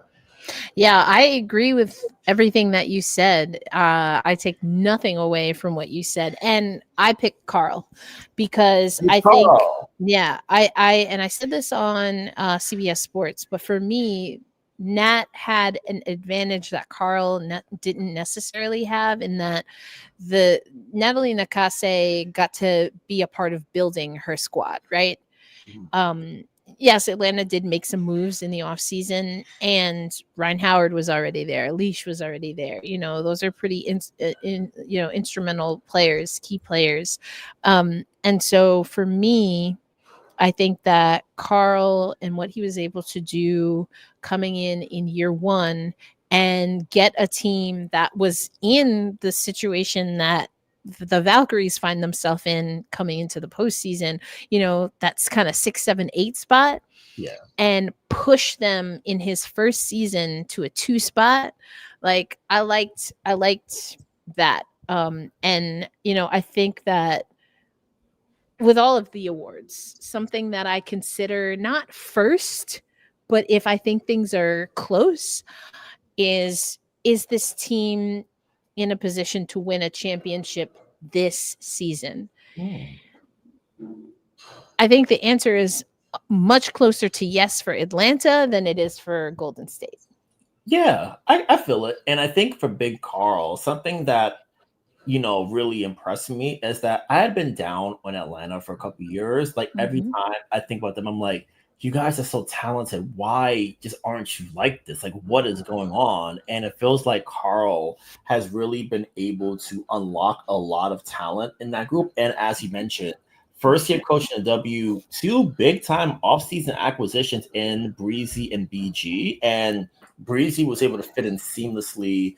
BG had some injury stuff, but she settled in well. Also, we might get to her a little bit later, but Nas Hillman, you are having the best year of your life here now. And Leash Gray, always a great player, but scaled up. And I think it's really hard to go from like, we're kind of an underachieving team to, okay, we're a serious outfit. We want to compete for a championship and we want to do that now. And I feel like Carl in his first year has really gotten Atlanta to that point. Exactly. He's really been able to sort of like maximize the talent of players around them. Like I think I mentioned it a lot where Ryan as a player fascinates me and frustrates me because I'm like, man, what you doing is so cool. And then I look at the box and I'm like, why? Right, man, what you doing? Yeah, exactly. What's going on, buddy? Yeah. And then now it's like Yeah. Ryan is balling out. Like he was awesome in game one on Sunday on both sides of the ball. And I think he's been able to sort of like get her to a space. She almost could have been an all-star if she didn't get injured too this year. So you see that growth in her game. And year 3, year 4 for her is okay. Now I see the vision starting to come into formation with you now. I see that you're trading in those contested mid-range jumpers. You're taking threes in rhythm. You're doing more of those really good things. And I think with Carl getting her into that space, it's allowed Atlanta to scale up in a way that I didn't think was possible. I thought they'd be a playoff. That's exactly what I'm saying. And that's why, like, don't come at me with that's not coach of the year. First of all, I said what I said. Like, that's not coach of the year. A second straight experienced playoff team. Where was Atlanta last year? Were they the 2 seed last year? Were they the 3 seed last year? Were they the 4 seed last year? Were they the 5 seed last year? Actually, now were they 6 or 7? They weren't 8. They were 8. See, I can't even remember. But they haven't been a top team in a while.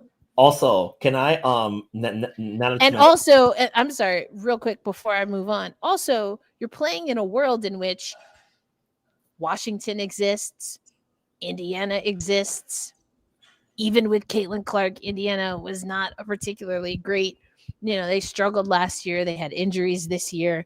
Dallas exists. So sometimes, clawing into the 8 spot ain't 8 ain't so great. When you look at the talent on the top end.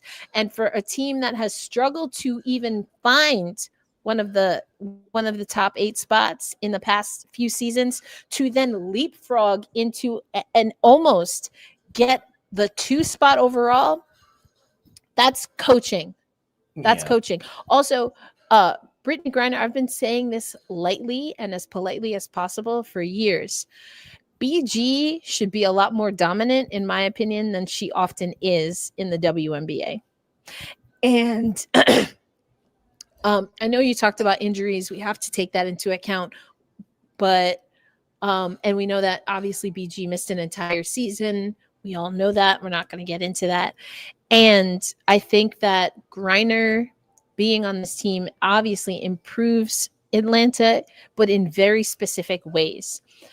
BG is playing on a team where she can play her game as opposed to, in my opinion, everything that her skill set could open up to be, if that makes sense. There's a difference between what someone can do and what they will and what they will do consistently.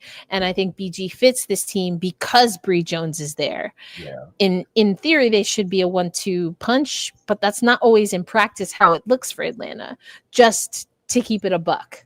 Yeah. And I think, for BG, it's tough, especially I guess to sort of like bring it to the coaching point a little bit more on this aspect, it's hard for a rookie coach to tell a Hall of Famer, it might be best for you to come off the bench now. Sandy Brondello had to do it.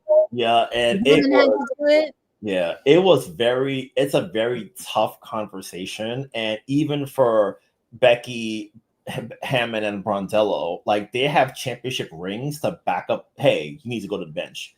It's for a rookie coach coming in from college, telling a Hall of Famer and one of the big ticket offseason pickups, hey, you might need to come off the bench. And the player to accept it and not sort of like pitch a fit about it in public or just sort of like sulk about it, that's buy-in. And I think I think it's also knowing your personnel. I haven't read up on this, so if this has been reported or if someone talked about it, I apologize. But I just told y'all, I felt for a really long time that BG could have played a minimized role.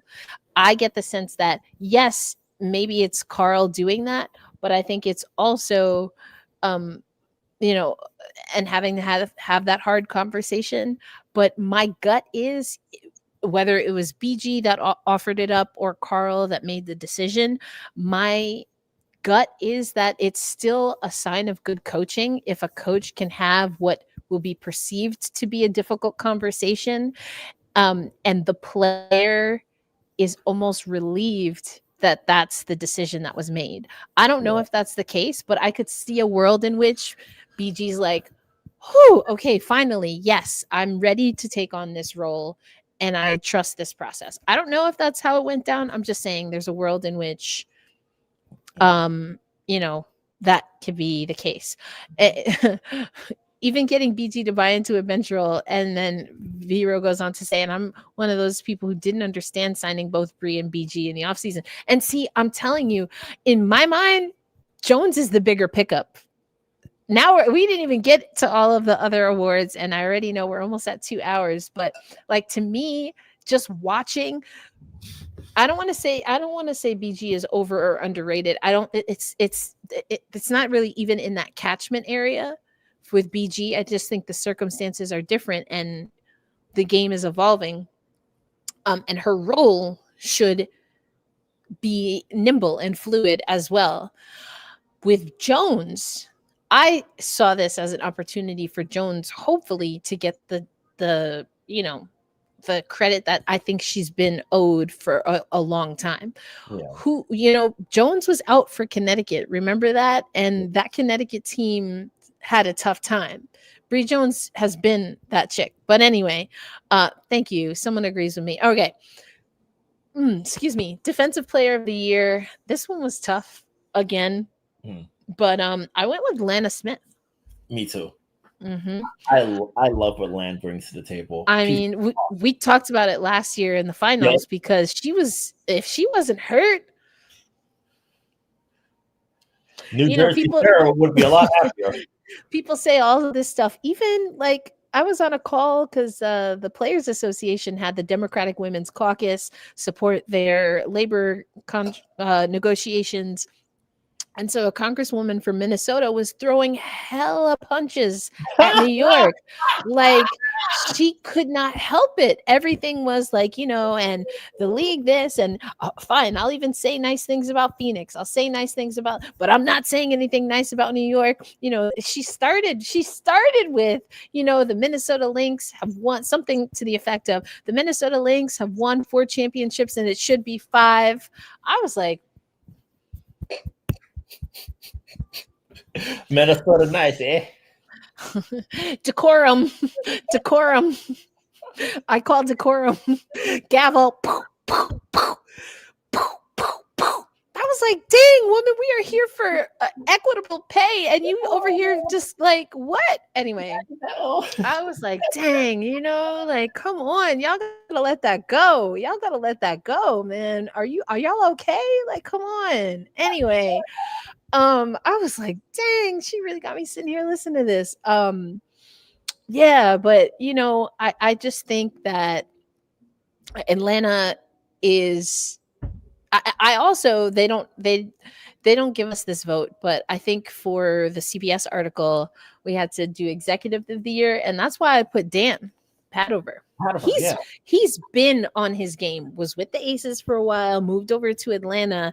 And I think again, that Jones and Griner, that's some mean stuff. That's some mean stuff. Yeah, great team and individual defender. Smith deserves it. Defensive player of the year is Asia Wilson. Well, defensive player of the year hasn't been announced, so we don't know who defensive player of the year is. And defensive player last year was Nafisa Collier. So for all intents and purposes, until we get to Thursday, September 18th, defensive player of the year, or at least reigning, is Nafisa Collier. And I said what I said. Listen, like, here's the thing. If you disagree, you just say, I would vote for so-and-so. But to declare and decree someone before the ballot has been, that's kind of like, there are a lot of things that the person I'm about to mention says that I do not agree with. And I've always said that. But I do agree, Candace Parker's like, we got to be able to have, conversations, man. Like, come on. Like, call him. It's just like, come on. Also, go ahead. I am prepared for the alternate reality where Kamal has sources plugged in with Kathy in the league outfit. Bye, Vero. Thanks for coming in. You're right. Ellie should sweep the rest of the awards. I like that. Thanks for tuning in. We'll catch you next time. You never know. Hey, I believe in it.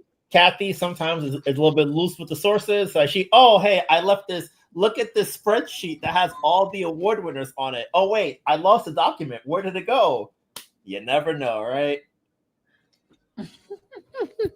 Oh, Winsome. I forgot about that. Listen, now I understand.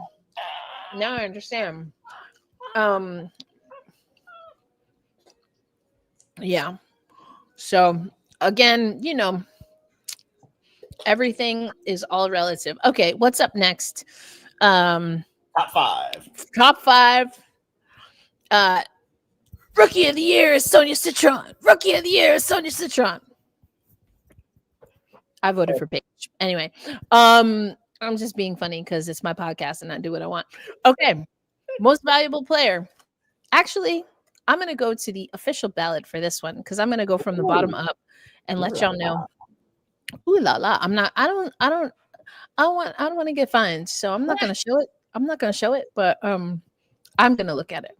So who did I put? Honestly, okay. Coming in at 5, who would you put at 5, Brian? MVP.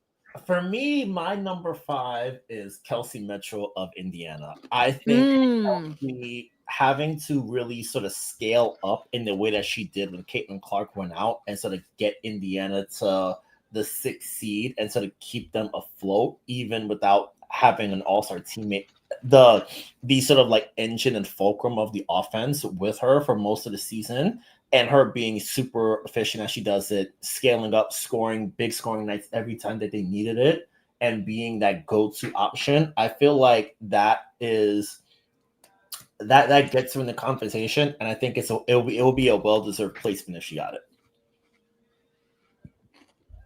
For all of the reasons that you said, I also have Kelsey Mitchell in my top 5, but not at 5. Oh, ooh, okay. All right. Can I guess your number 5? Guess my 5. Would it be Alicia Gray at 5? Ding, ding, ding, ding, ding. Yeah, all right. Not easy. Yeah. Not easy. But Alicia has been so damn good this year, man. I know. Feel like it's been Atlanta being a franchise where you have players in postgame being like, we want to be a championship team. That starts with Leash, and Leash scaling up in the way that she did. I think that's been huge for Atlanta, and we've really gotten to see the all-around game for her. So I'm happy that she's getting this recognition this season. I agree. And you know who helped Leash come up with and believe in some of the benchmarks and metrics that she wanted to hit this year? Big Carl. Ding, ding, ding, ding, ding. Big Sounds Carl like a did it again. Coach of the Year caliber to me. Anyway. Yeah. Number 3. Oh, well, so my 4 was Mitchell, so I just inverted. Yeah. Number 3. Who is your 4? My 4 would have been Gray. Yeah. Okay. Yeah. Number 3. I'm gonna guess Alyssa Thomas. Oh, wait, hold on. Correct. All right. AT, I think, has really first year new team, getting them to where they are now, I think is really impressive. And the fact that she didn't have a fully healthy Sabali and Copper throughout the year, incorporating a lot of rookies onto the team like Okawakani, Westbeld, really sort of like second year coach with Tibbetts, being able to get Phoenix that in that position, I think is really impressive. I think if Phoenix were able to break into the top 2 or 3, I feel like her case would be a lot stronger. But that's just another unfortunate byproduct. Like AT has the worst luck in that she has these excellent seasons, but the people above her are having generational seasons, and I know.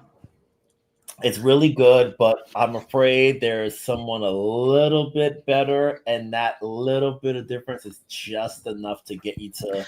I know. I was very hurt because AT was my 1. What was the year? Was it last year? I mean, all these years get confused. Where she had the most number 1 placements and still lost? 23, yeah. Oh, 23. Okay. I was gutted. I was gutted. That was rough. Okay. Here it comes. Oh boy. When I tell you 3 was hard. Yeah. But deciding 1 and 2 for me this year was no fun. no. All right. This was not all right. Do you want to say your picks first, or do you want to predict my pick? Although also it's public, so actually I don't think we had to list all 5 for CBS. Jack did the final write-up, so I think we just gave our pick. Anyway, who do you think? Well, you tell me. Do you want to say your pick or do you want to guess mine? I'll say mine. Okay. Mine for number 2 is Asia Wilson.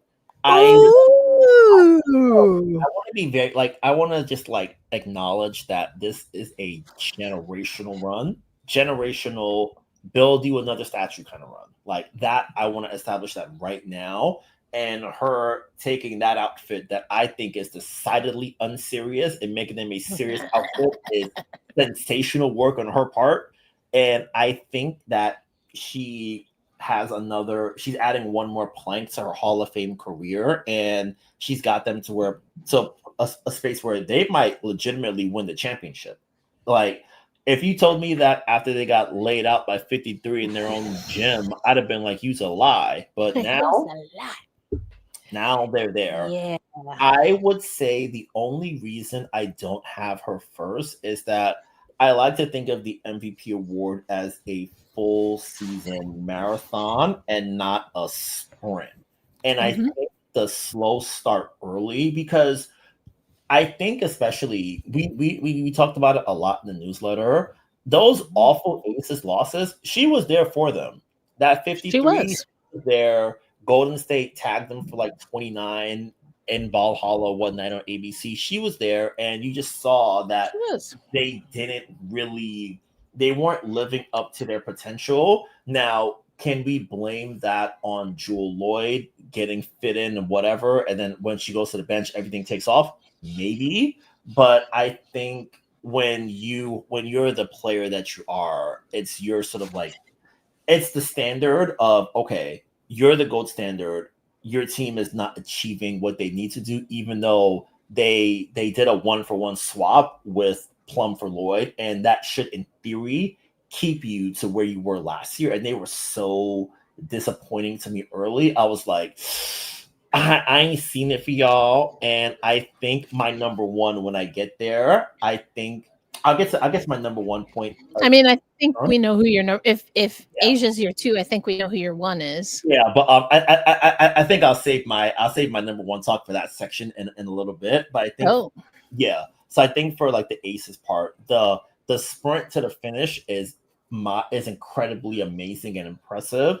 I think that the full season, it's you have such a big lead up top, and then the mad dash to the finish line gets you close, but I don't think I don't think it was enough to get it all the way to the Yeah, I gotta disagree with you, dog. All right, here we go. This I know for a fact. 13 30 plus 30 or more point games for Asia Wilson this season. 8 of those 13 came in within that. Now are they on 17? I don't even know if I can count that high. They have 17 consecutive wins, but it came in the regular season. 8 of those came actually for 15. I don't even think I counted the back end. She had a lot. Do you know that she only had 6 games where she scored below fit at 15 or fewer points? Do you know that of those 6 games, if I did my math correct, I just looked it up. Of those 6 games, only one of them was a single digit point game.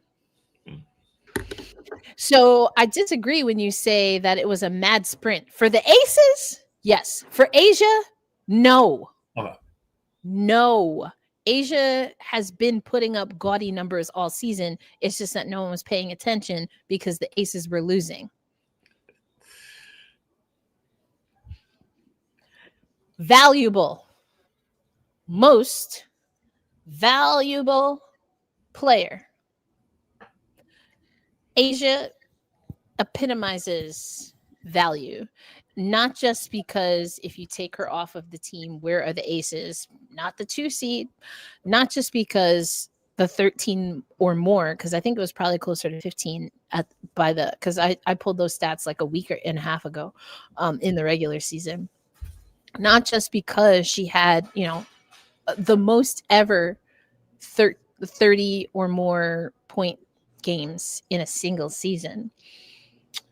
It's because she did it consistently and bought her team just enough time. It looked ugly. It looked hideous. She had to get up and you know what I'm saying at times. But Asia was very consistent and consistently one of the best players in the league.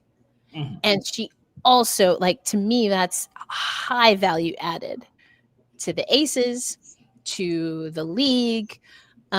So for me, even though I had Fee as my MVP at my prediction, and I asked the question when she got hurt, does this open up the race? That's when we had the conversation about Breanna Stewart, who I think would have made my top 5 had she not been injured and we hadn't seen some of the residual of what the New York Liberty had. I could not justify that. Y'all got so mad, man. Some of y'all got so mad when I even entertained the idea. Like, come on. She did not make my top 5. Again, my ballot is public. Or my final vote is public.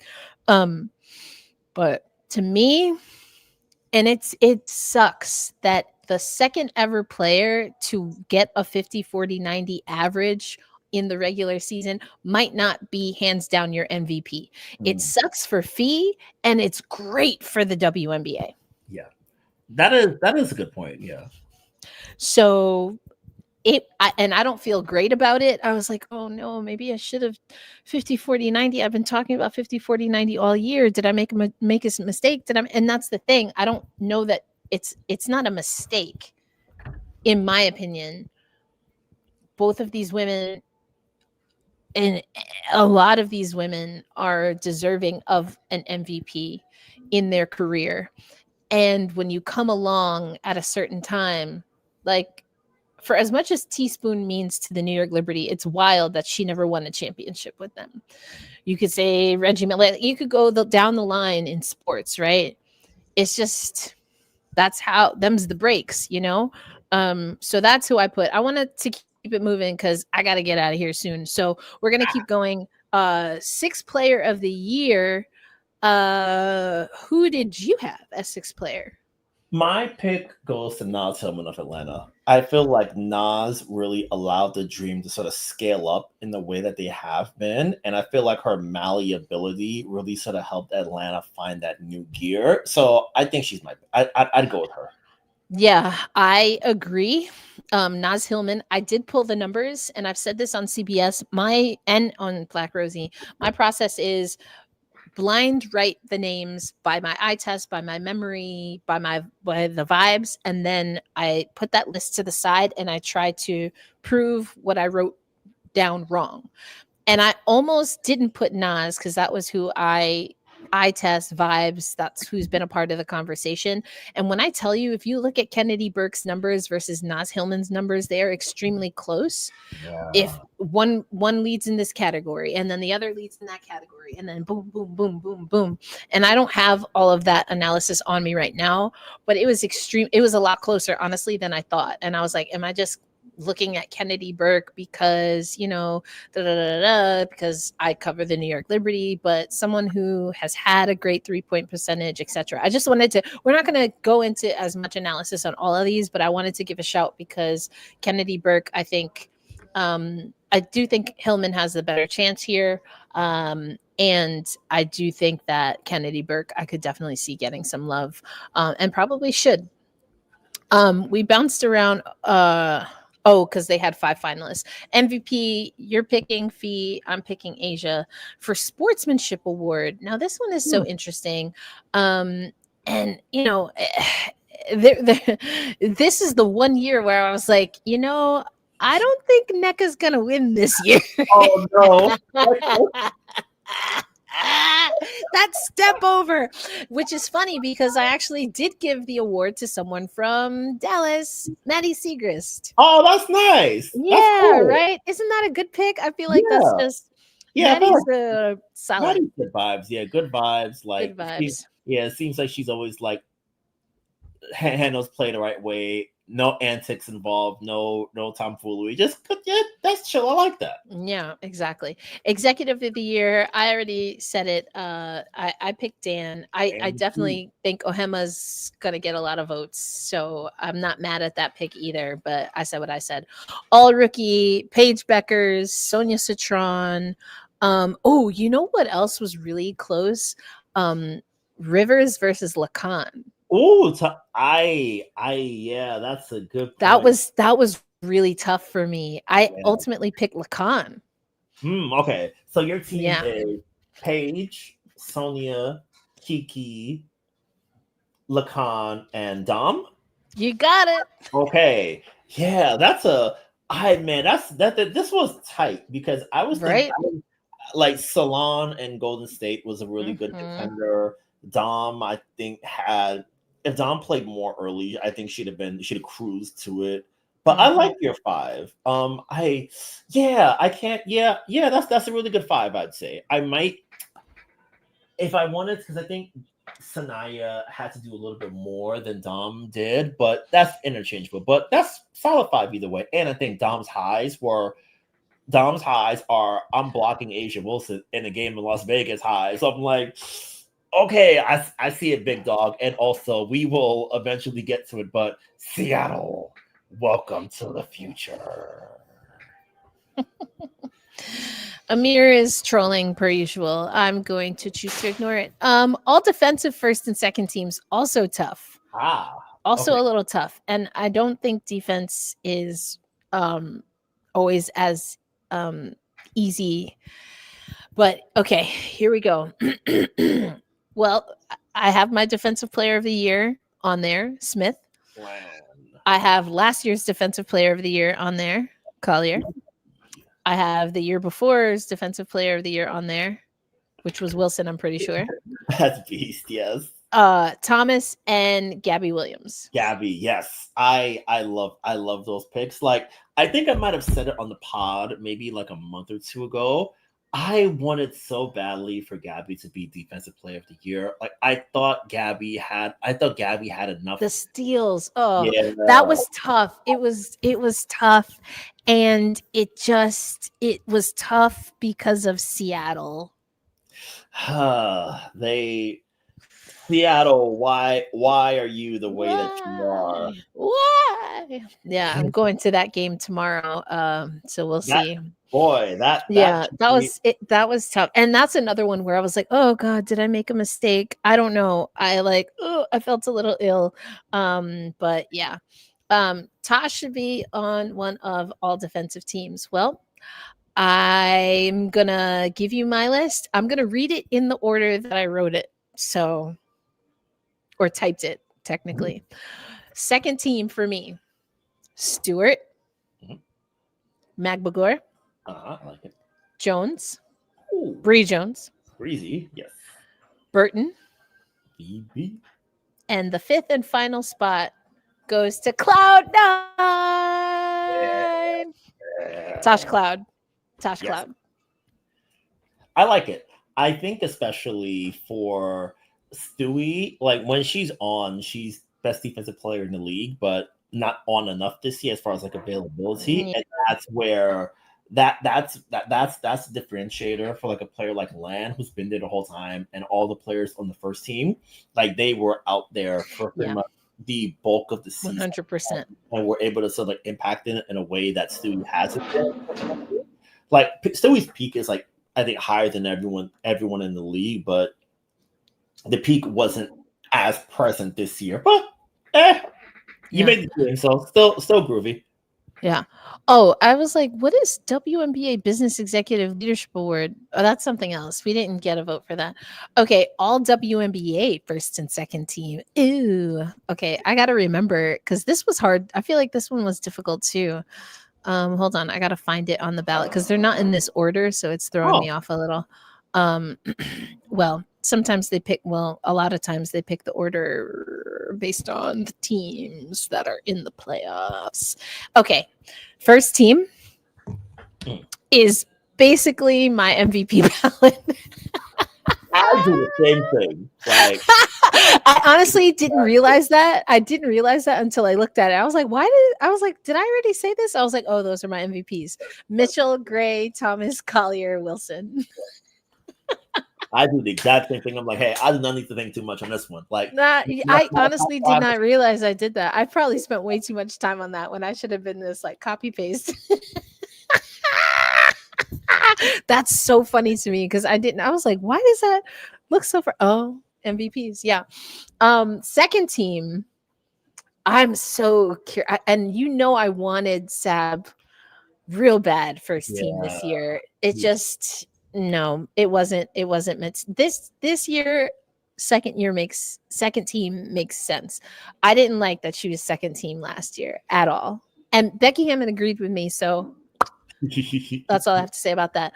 My second team, I'm very curious about this because I do think some of these players, if not for, again, just the amazing performances that we got from basically my 5 MVP candidates, any of these players could be first. Well, most of them could be first team. So Jackie Young. Now you want to talk about sprint. Jackie sprinted.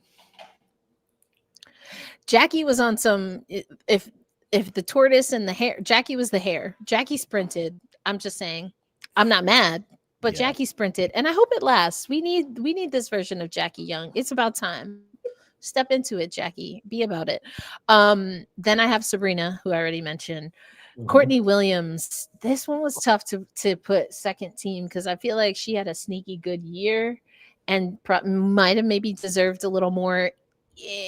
But I mean, I'm not taking nobody off that first team. So Courtney Williams, and then Nneka Ogwumike and De'Arica Hamby. I feel like some people don't have Hamby, but I think looking at her numbers, she deserves more love than she's probably going to get just because of how LA played this year. But De'Arica Hamby was solid. Yeah, I think because I do have a spark on my team. I have KT.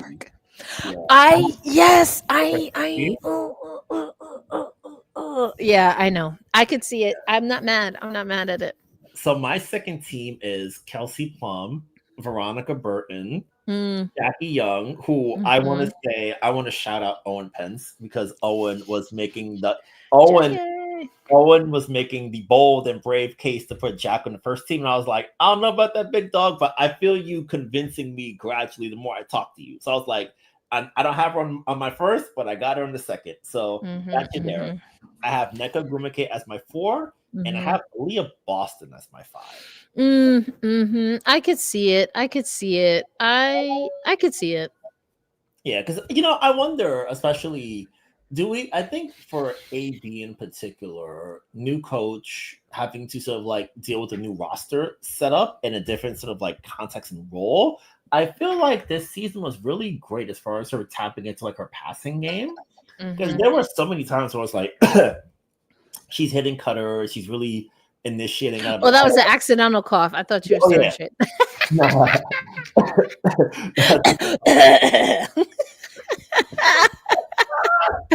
I was like, I'm gonna wait for context clues. Wait for context. Oh no, he's just clearing his throat. Let me clear my throat.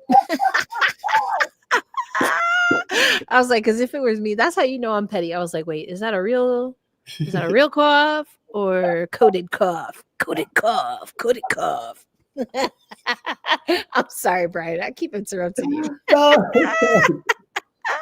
Yeah, I feel like AB has done really well in adjusting to different sort of like context this season. And I think it's really hard for a center because you're so used to playing a particular way, and now you have to sort of adjust to a new sort of context on the fly. And having so many teammates injured, having so many like 3-point shooters on the team injured, your context as a big is even harder because now there's more attention on you. But she was still able to get them to a space where they're able to get into the postseason, be in a situation where they might, if some things break their way, they might be able to pull off an upset against Atlanta. So I think for AB, that I think that's really a testament to her growth as a player and just sort of like her getting better from year 1 to year 2 to year 3. So I think that's really cool. For Plum, I think we might have talked about it when the trade happened, but with the Sparks, there were a lot of questions of should they have like sped up their timeline as compared to what they were doing last year. It's because I think because their pick went to Seattle for Dom. Yeah, so like it's maybe we should keep this pick. Maybe we should just like keep stacking youngsters. But KP is that middle ground where it's like she's young 100%. Enough. 100%. And she wants to take over a team. So I'm not mad. I'm not mad at that. I'm not mad at all. Yeah. I just think Hamby deserves some love. Yeah. I think, I could see it going either way. I don't honestly think Hamby's going to make it, but I wanted to use my vote. Give her some love. Speaking of, I mean, we already said this, but Rookie of the Year is Sonia Citron. No, just kidding. I do think Sonia had a much better year than she will get credit for, which is unfortunately. I do believe that people had already made up their mind that Paige Beckers was going to be Rookie of the Year. And that's not I feel the same way. I think that's how people felt about Caitlin, probably how people felt about Aaliyah Boston. And for me, I just think that Sonia Citron was one of the most mesmerizing stories of this season and unfortunately went criminally underrated because of Washington. I do think that she deserves some votes. However, she did not get my vote. We didn't give 5, and it was tough because I really thought I was going to. She's one of those people where I told you I write everything down and then I look at the stats again and see if I can prove myself wrong. And Paige had a freaking awesome season. And if she can continue what she was doing, like this is what pisses me off about the Paige Beckers conversation that I don't and it's not a Paige issue, it's a collective we issue. So many people are, I think, trying to compare her to Caitlin in particular, or whoever the crap else, that like not enough credit or not enough context was offered to the fact that in her rookie season, she's matching or breaking records from grown ass WNBA heyday of the league when nobody was watching, and yet they had some of the best players in women's basketball ever to have ever done it. I said what I said, period. I'm talking like the fact that one of the dark ages, because there were multiple, I can break this down. I'm gonna have to write a book. There have been multiple dark ages, at least 2, if we want to be like, we have sub years, but anyway, there's at least 2 dark ages of the WNBA in my estimation, and Maya Moore unfortunately fell in one of them. And like as good as Maya Moore was, so were the people that she was competing against. And for Paige Beckers to be in conversation because of what she was doing, that 40 point, what was it? Was it 40 on the nose or like 42 or 44? 44. Good grief. See, I knew it was something like us. That's crazy. Like that's crazy, you know? Dallas. That's all I'm gonna say. Dallas.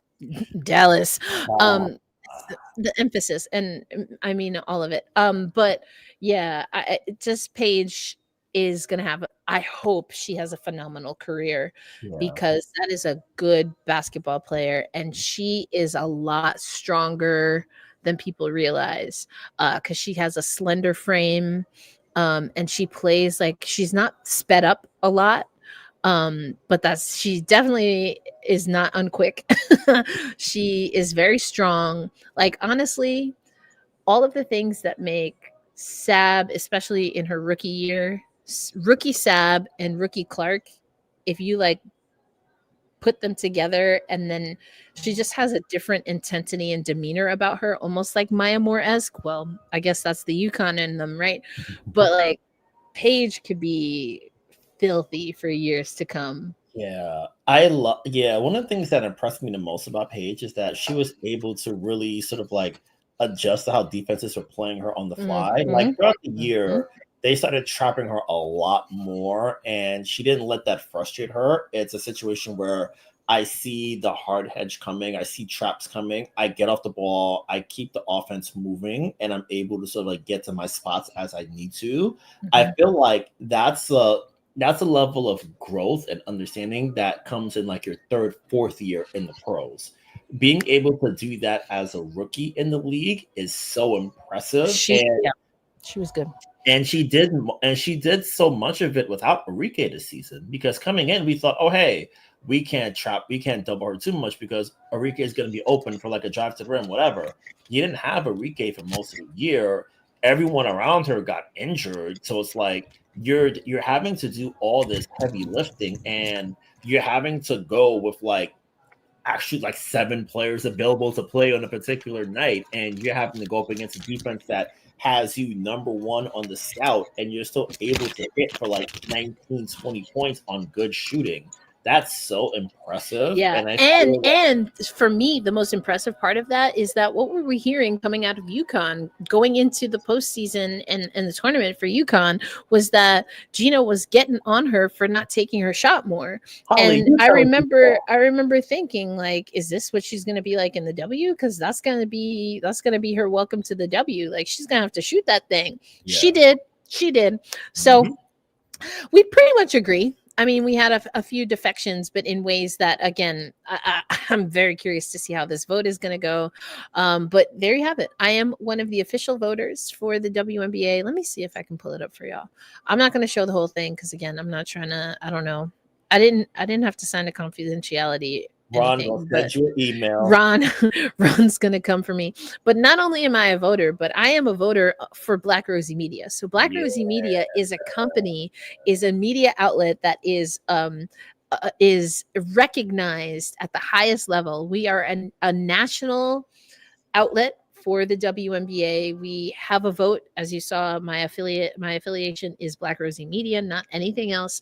So we know a little something about a little something, and excited to bring you, the rest of the coverage throughout the playoffs. Obviously, the off season will be going like we did the last 2 seasons, every other week, likely with a few more breaks in between for our coverage. But we still got postseason action for our Seattle Storm fans. Oh, yeah. We'll have to get into that. We'll see what happens after tomorrow night. I will be at that game along with Huerta Rodriguez. So, that's it. We're taking it all over. And make sure you subscribe to our newsletter. And you're going to want to start collecting names of friends that you want to read and subscribe to the newsletter too. Because listen, I know that Chicago today announced they're having, a beam signing for their new facility. But will Angel Reese be a part of the future in Chicago? I can't answer that, but what I do have is one of those Angel Reese 2K26 shirts that we will be giving away to the person in the off season that helps us and refers the most subscribers to the women's basketball roundup curated by our very own Brian Fleurantin. So make sure you look for details. Once the contest goes live, we will have it, of course, in the newsletter, and our Slack community will know as well. But we are really trying to up the ante here. Again, we are already recognized nationally. WNBA, USA Basketball, and the USOPC, also known as the US Olympic and Paralympic Committee. So we want to continue our growth and be able to do more things like hit the road to cover the teams that we currently cover and more. But for Brian Fleurantin, I'm Erica L. Ayala, and it is time to Ellie wave. We'll catch you on the next episode. Peace out, everybody. Have a good one. Stay safe. Lots of things going on, but we're going to get through it. We got basketball to keep us united. Thank you so much. We'll catch you on the next one. Peace.